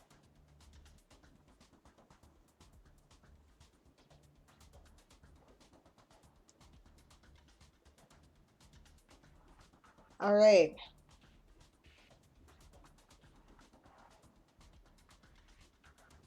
Author Goddess says it depends on the scene for how much it can actually do. Realm says my typing is 51 words per minute, 91% accuracy. That's pretty awesome. DM Stretch says, now I'm awake again. I need a bio break. Be right back. Okay, that's cool. Aegon's doing on-call work. You know, you could do a sprint and just leave the sprint if you're, like, you know, get called out. I'm just saying. What name generator is that? Okay, that is a wonderful thing that I have discovered called World Spinner. Worldspinner.com, and it's not just a name generator. That is one of the things it does. It also generates maps. If you're not terribly interested in spending time learning how to be a cartographer, and you can create your own name generators on this as well. Let me show you the main page here that you'll see. When you log in, you'll see something like this. These are a couple of the worlds that I've created here, but it's a random generation thing, so you may have to screw around with it in Photoshop like I did to make it work the way you wanted. But it'll also do things like generate history, names of important people, significant events, right? It's pretty freaking cool. They'll also, there's a heraldry artist thing which works sometimes, and it's not working today. It's been acting up lately, but I've designed a lot of my heraldry that way, right? There's a culture editor where you can invent your own cultures and decide on their priorities, and this affects how they'll react on your map, right? The name generators, you can totally generate your own, right? It starts with a standard fantasy name generator, but you can see a bunch of these were created by me, right? So a lot, right? And then a list of favorites for things like your, heraldry, which isn't showing up here either. So I will have to write them again and complain. But yeah, the name generator is absolutely top notch, especially if you are wanting to create your own. I have like a minute left here before I gotta go back to work. So,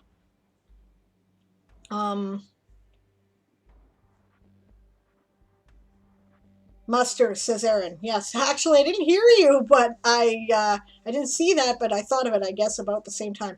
Gunboats. I want the word gunboats, not pinnaces. Okay, thank you.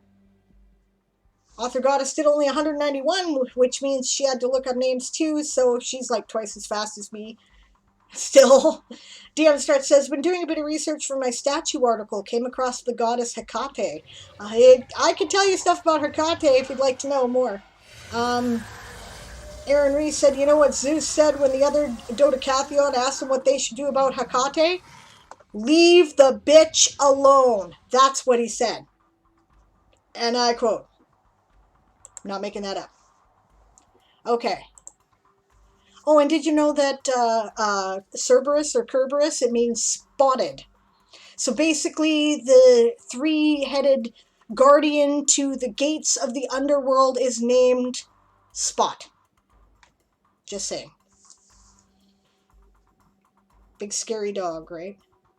Okay, now that I've got that done, right, the next thing is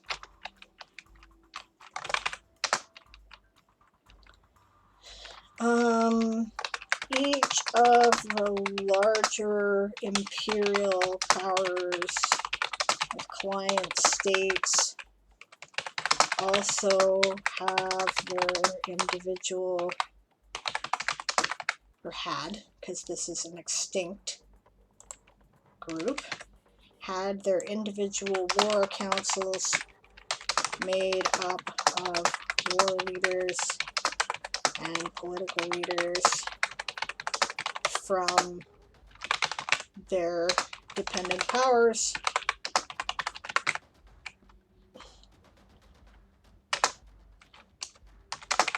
However, they usually did not appear at or take part in the Grand War Council. There was one notable exception.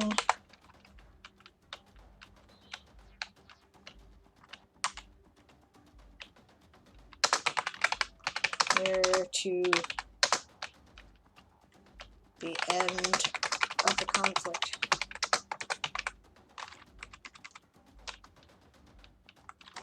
See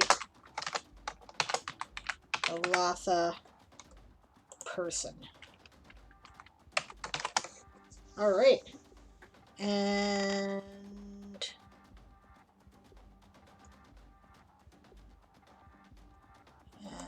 fighter craft and gunboats. Okay.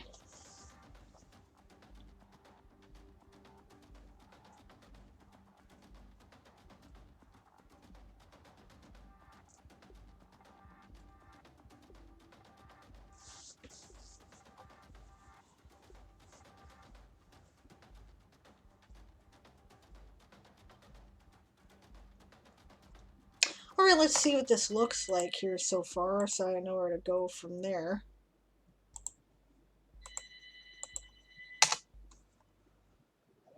Geez, the phone is ringing off the hook today.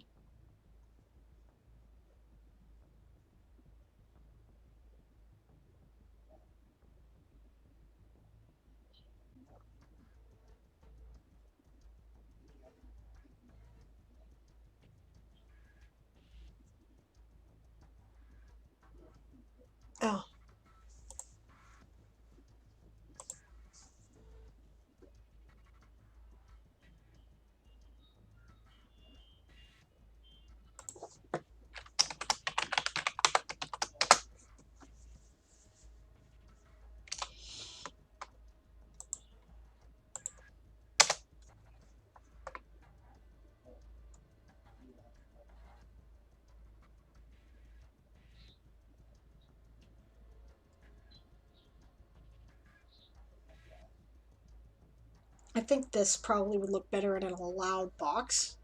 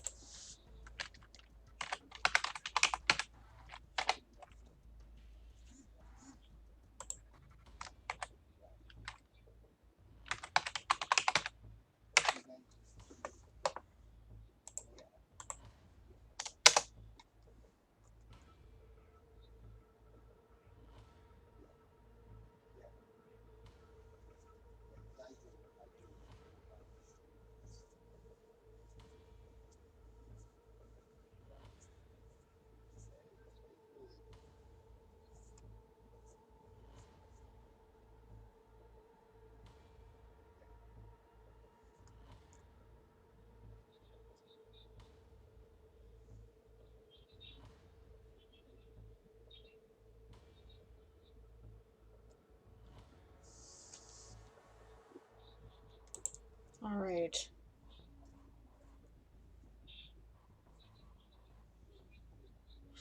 I don't think I have any immediate history that's important. I'm sure I'll come up with it as I come up with the various powers.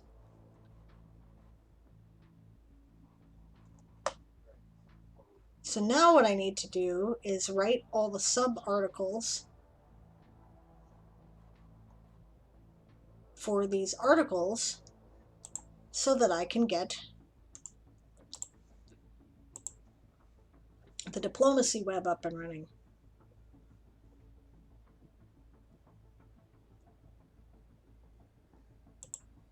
Now, who did I decide was in charge of that? I keep clicking on the wrong window. Okay.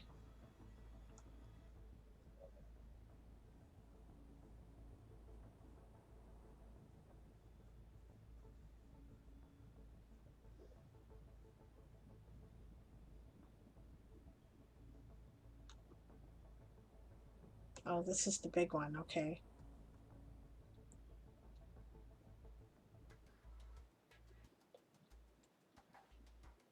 Harakirsu. All right. He was the first war leader, right? Right. Gunter Ironlaw. All right.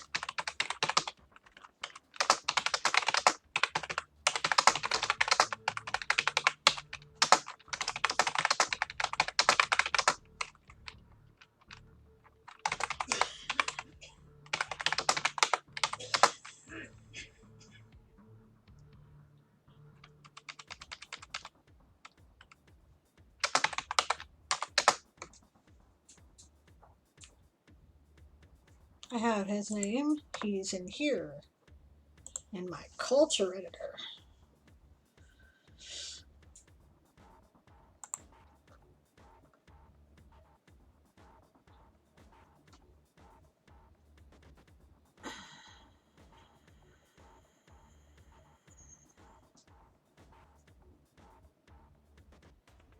Oh, I thought I did. Fine, you know what?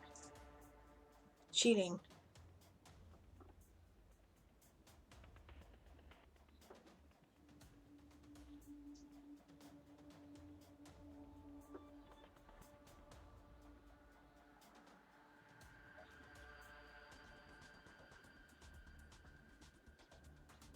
Okay.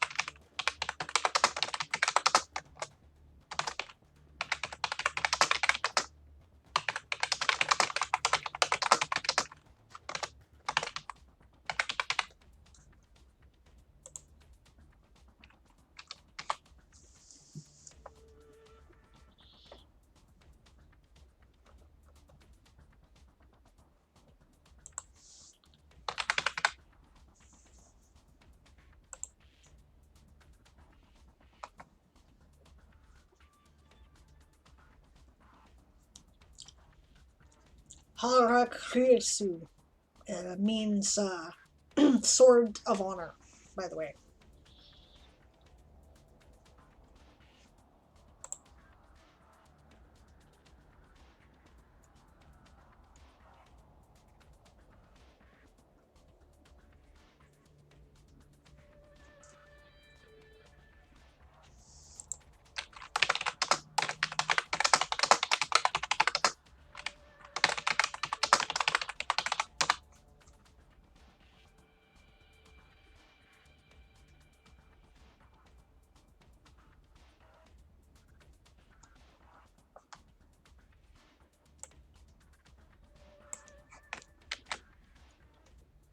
Oh.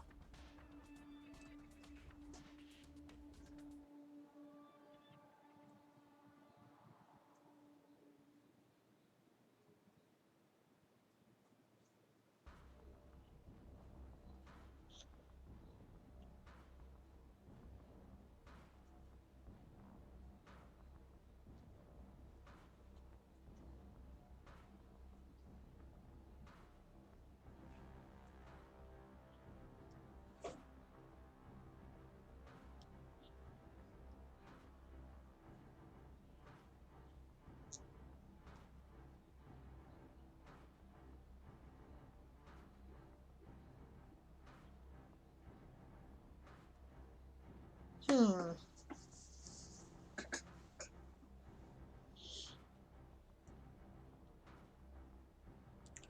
Geopolitical country, geopolitical empire, geopolitical kingdom. I mean, uh, they have client states, but they only have two, and they're small, so I'm not sure.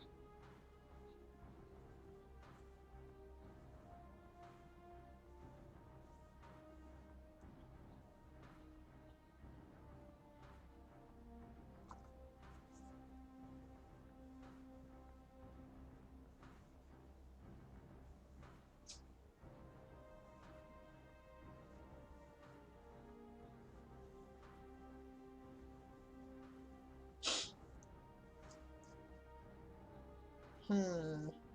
Time is a wasting here. Let's call them a kingdom for now. You know, they really need Star Empire as another option because geopolitical empire is,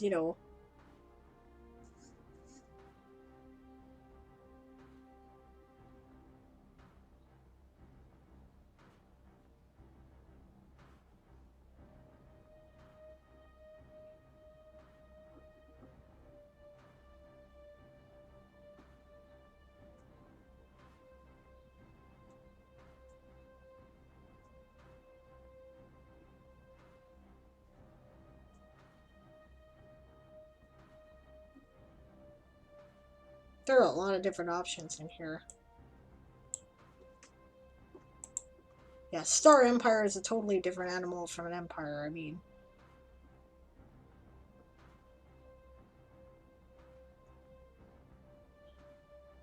You know what? I have no idea about any of that right now, and I don't care. So.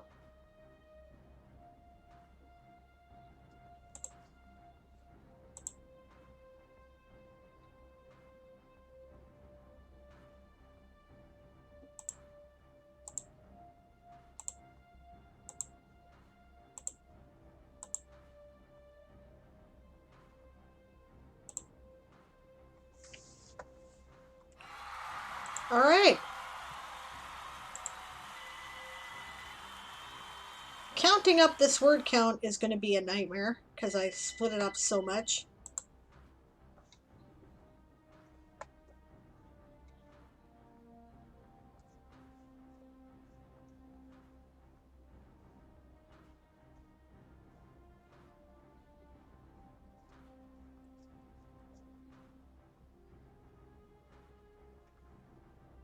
Alright.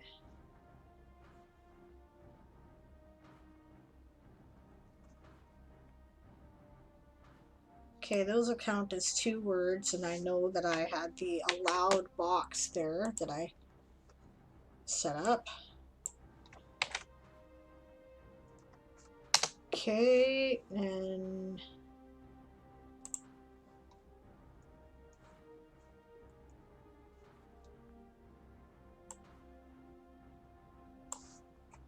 that's all part of it. Okay, and oh, did I do any of those names? I don't think I did I?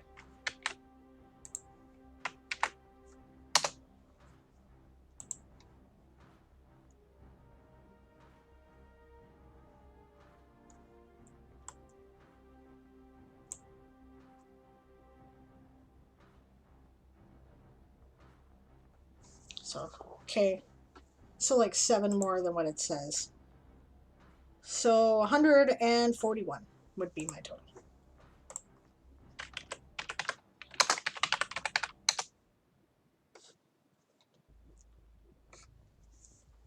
Alright, so DM Stretch found out that he's already registered on World Spinner. That's cool.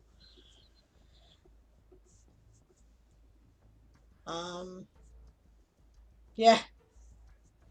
Author Goddess is like, good advice. She's kind of grumpy these days in response to leave the bitch alone. Yeah, no doubt. I don't blame her.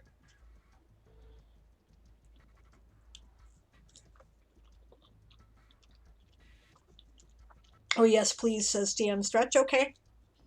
We'll talk.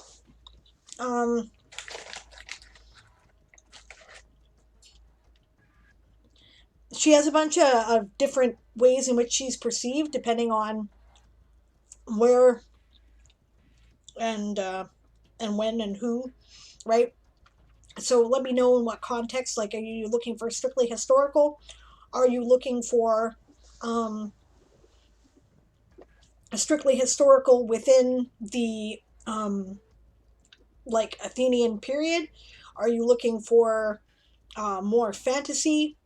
Are you interested in what the local the neo-pagans of the world are currently thinking? Because she can be perceived in many ways, and Author Goddess will also have some insight into that.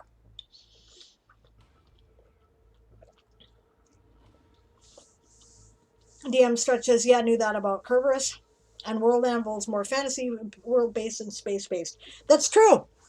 But Dimitri has been trying very hard to make it, more accessible and usable by science fiction writers, right? So, and science fantasy in particular. So, I should suggest it to him, probably. I mean, you can use Empire, but I mean, when you have an empire of empires, that's a star empire, right? Author Goddess did 209 words and a lookup for reminders about the details of the Gospel of Thomas. That's an interesting research subject. Author Goddess says, well, Hecate is always a bit testy, but she's much more sensitive right now. Yeah, the world is not going the way Hecate would like it, I don't think. I can't get World Spinner's Heraldry thing to work. I haven't been able to get it to work. I for like a few days. It was working again. I sent them an email because I've got a paid account going, hey, what gives? I need this. And it worked for like 24 hours. And I was like, oh, good. And then when I went to go back to it, it had stopped working again. So I'll write them and complain.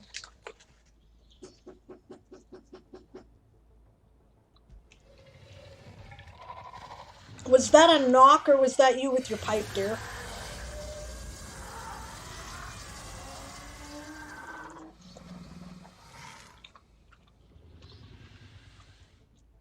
All right, we're back to it for one more spread. And then it'll be time to do a raid.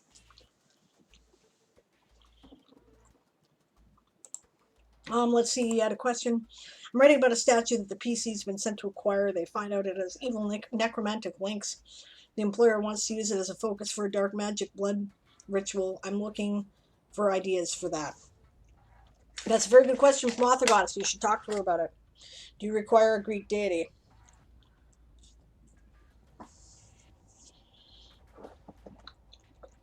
Also, I think you've got the wrong deity.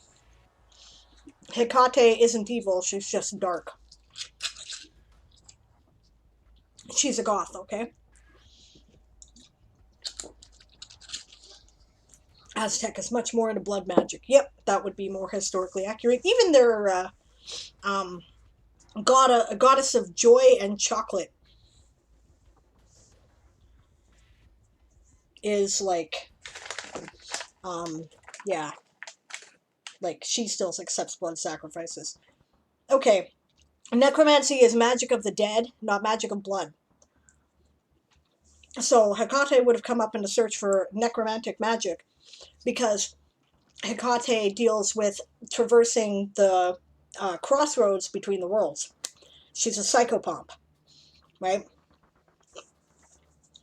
You know, but not all the psychopomps that take you to the land of the dead are necessarily evil.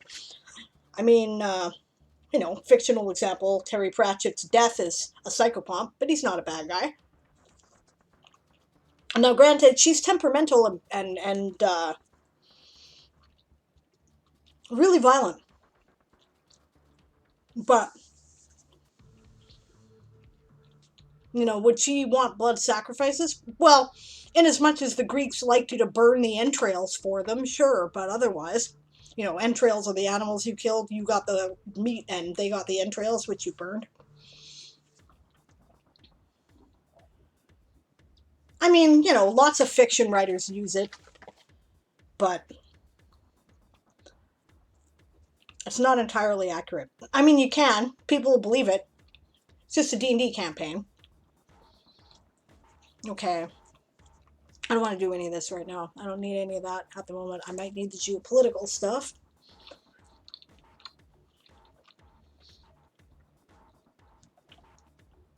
You know what? I will work on all that shit later. Official language Orcish, though.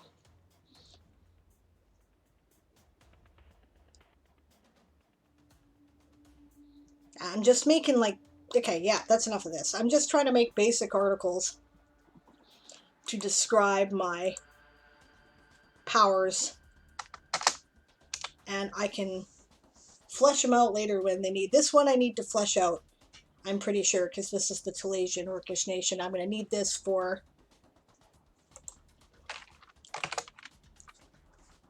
our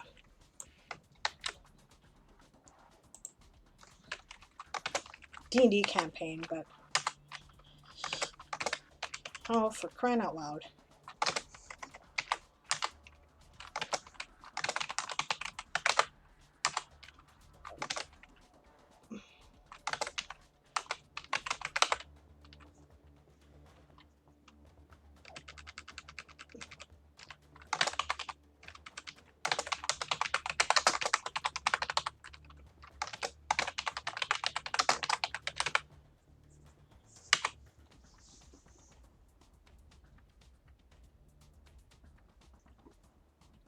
Okay, that one's done for now.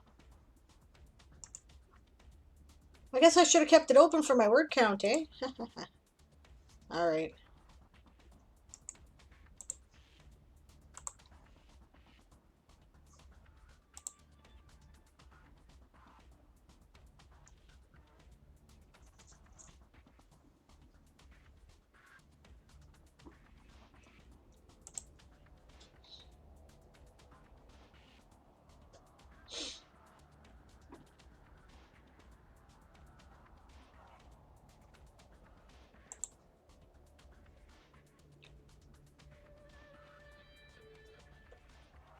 Yeah, when I make up their characters, I will...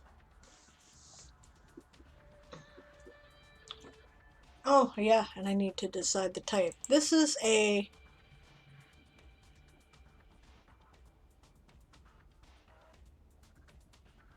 shared kingdom.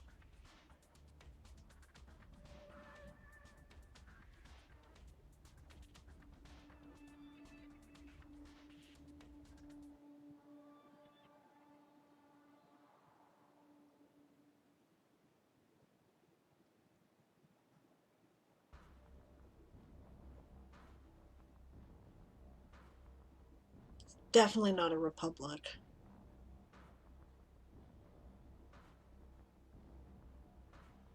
What the hell is a vice kingdom anyway?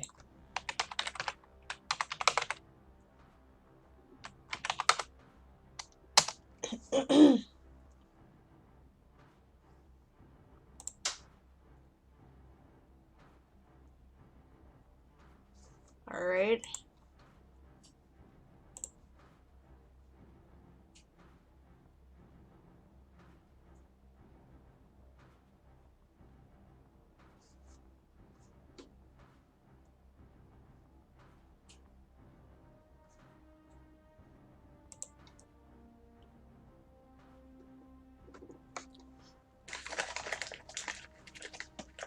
Ah, okay. A governor, basically.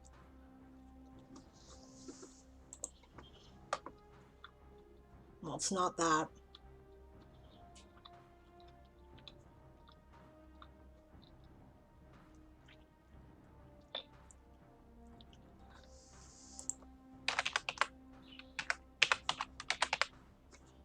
What the hell is a stratocracy? Ah, government by military forces. Sure, that works. Okay.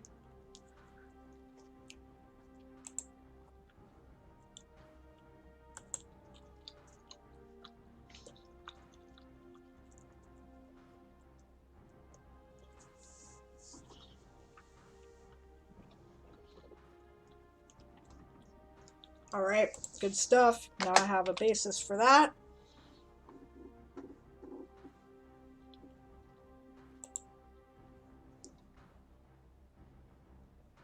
Now the next one that appears is my giantish power.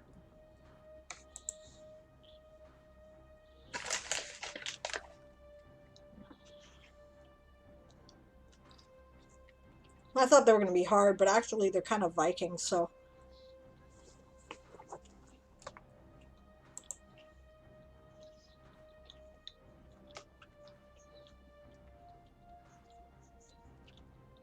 This is a kingdom too.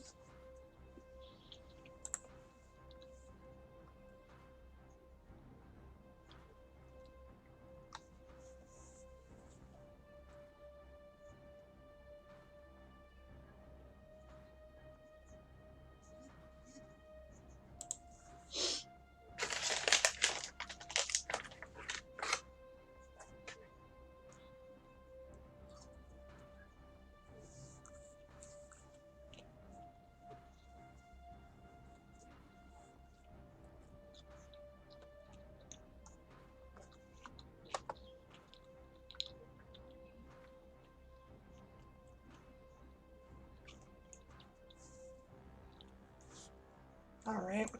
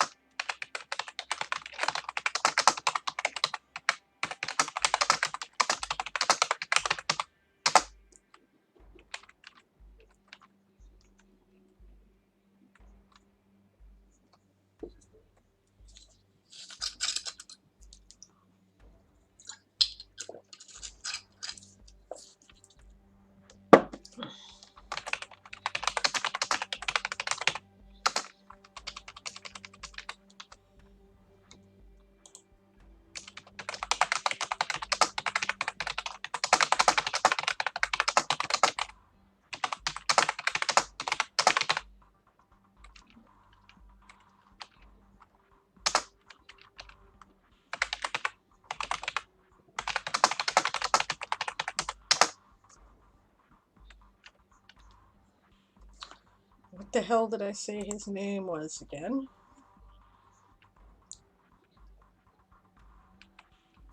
Thorfinn Irongull. Okay.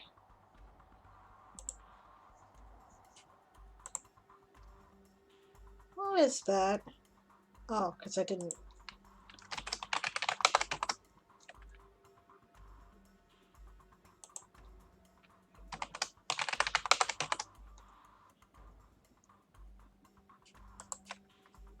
All these guys are going to need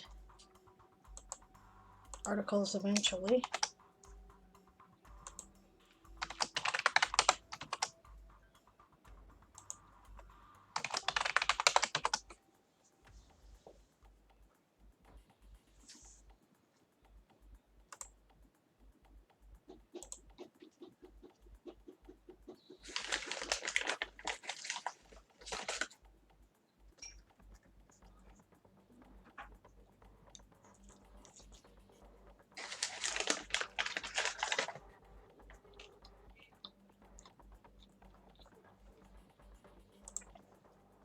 Okay, so I have to add like half a dozen words to whatever my total is here.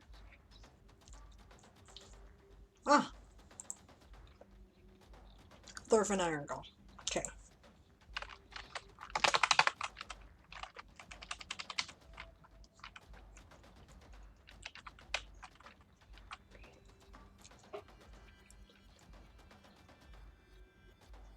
Oh, and I had his title too. Why don't I just borrow that? Herseer. Oh, and I forgot to mention that that means war chief. Or war leader. Why don't I just make him a king? I don't have to be fancy.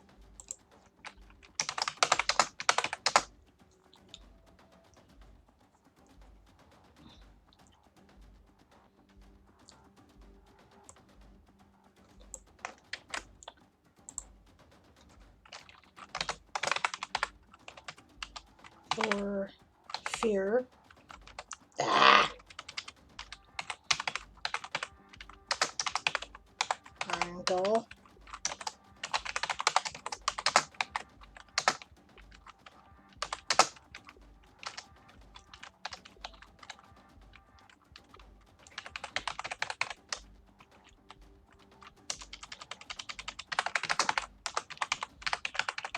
By the Council of Jarls to throw their combined might behind the Fomorian powers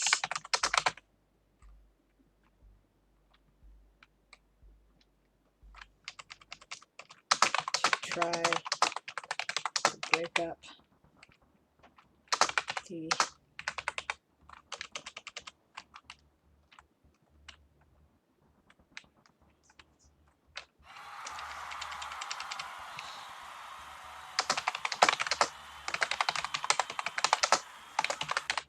Okay. I think I can count this whole paragraph here as my sprint total. How'd you guys do?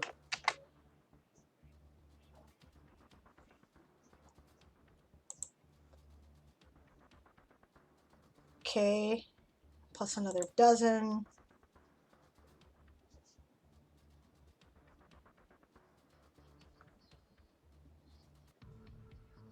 Plus another 14, I guess. So 122.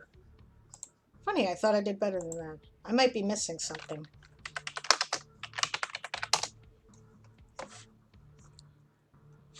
All right, lots of talk about the different dark gods. Yeah. Author Goddess pointed out Kali does blood magic, but it'll bite in the ass because she don't like it. You want hemomancy, blood magic. Yeah. DM Stretch says, I want to have the PCs. You know what? I should go back to the downtime screen because we're done our sprints for the day. Right? We're going to raid here pretty quick. DM Stretch says, I want to have the PCs make a moral choice. Do they hand in the statue, get paid, but have the employer turn evil? Or do they not hand it in, but have her as an enemy? Ooh. Author Goddess says, the Orishas will accept blood sacrifices, but they are notoriously difficult to keep happy. Yeah, the Orishas, right?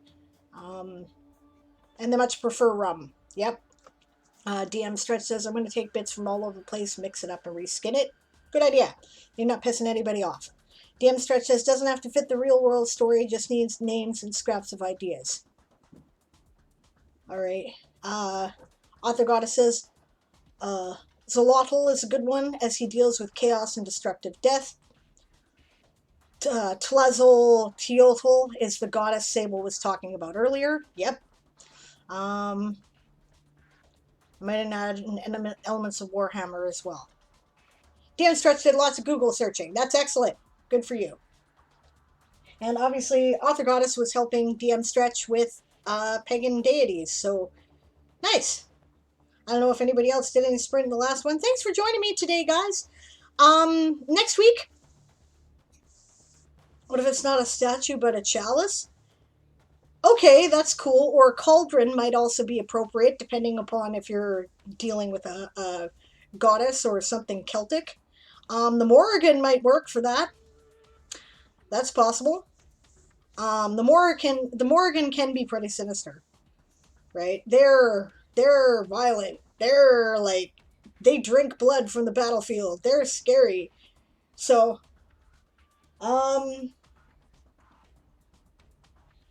yeah, okay. So I do believe I usually end up rating Kahuna. Is it Kahuna that's live after me, guys?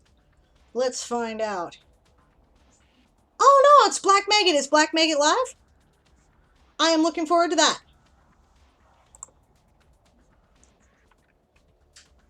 Let's see here.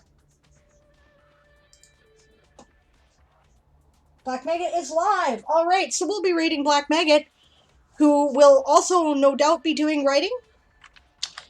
Thanks for joining me today, guys. Next week, we're going to be doing the Nano Prep calendar has us working on how to plot. This is something that I suck at royally, but because outlining is not my thing. I cannot do it. However, I have a special guest who will be joining me, and I like her method to deal with plotting. She did a video on this, and I was so impressed I asked her to come on. So next week, we will be talking to Author Goddess, Sarah Berman, who will be helping us with plotting. You're doing a live stream tomorrow, FYI. Yes, so check out her channel, right? She's on. What time are you on tomorrow? Definitely check her out. She's kind of brand new to the streaming thing, so make sure to give her a follow.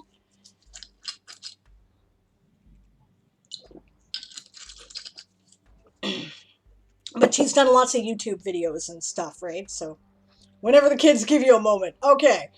So go over there and follow her right now, and it's the same thing. It's Author Goddess, right? That we find you under. Go over there, give her a follow, and then you'll know when she goes live. I have quite a lot on the agenda tomorrow, too. This is going to be fun. Thursday, right after the usual time for the Tequila Star Rise game. I'm not sure if it's happening. It may not be, because there's early projects going on for Dimitri and Janet. But if it is happening, then we will be live directly after that. That's from 2 p.m. to 3 p.m. Pacific time, where we will be doing our monthly update, State of the Multiverse, where we'll tell you what we've got going on. And of course, a lot of that conversation is going to be Game of Tomes. It's just going to have to be, right? And then directly following that, I'm going to probably quit a couple of minutes early. The stream will go down. It'll go back up as If This Goes On, Don't Panic, which is our podcast on hope, speculative fiction, and resistance. Tomorrow will be the last of the live quarantine episodes for If This Goes On, Don't Panic. We're all kind of back to work now. Nano's coming up, and we just don't have the time to do that. So, yeah, tune in for an amazing giveaway, right? We are going to be giving away, where is it? It's over there.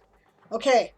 I can't get it because it's over there, but it looks sort of like this. There is a hand-bound book This is a handbound copy of Gunsmoke and Dragonfire. The book cover on the other copy is also leather, but it is blue. Right? It doesn't have that page, but it's got similar style page. This is actually the text of Gunsmoke and Dragonfire, which is the anthology that I published of a variety of fantasy western stories, including a Weird West story, but several other authors from all over the world. Um, it's an amazing. I'm very proud of it. These are good writers. I'm really glad to have given them a chance to get out there and get published and get their stories. Some of them are first time authors, some of them are not. We have a story in here by Diana L. Paxson, right? So yeah, so we're going to be giving one of those away because it's our last live episode. We will mail it anywhere in the world. How that works, warn you in advance, you have to nominate someone else, right? It's to be nice to other people. So keep in mind the people who are into science fiction and fantasy in your life that you think might be interested in this amazing book. And, be prepared to nominate them. And maybe they'll nominate you. You never know. So, all right. Yeah, so again, right, 2 to 3 Pacific time, if State of the Multiverse. 3 to 4 Pacific time. If this goes on, don't panic. The stream will go down. It will come back up. It will be much faster than the last time we tried to do this because we don't have to shift to Streamlabs from Twitch Studio. Both programs are set up in Twitch Studio. Right? It'll take me a couple minutes to copy and paste. And then after that, I do believe Black Maggot is on, so we'll be rating him again. All right, so don't forget when you get over to Black Maggots to yell, prepare to be boarded, because we are the Sables Privateers. Thanks so much for joining me. I will see you either tomorrow or maybe next week. And have a good one, guys.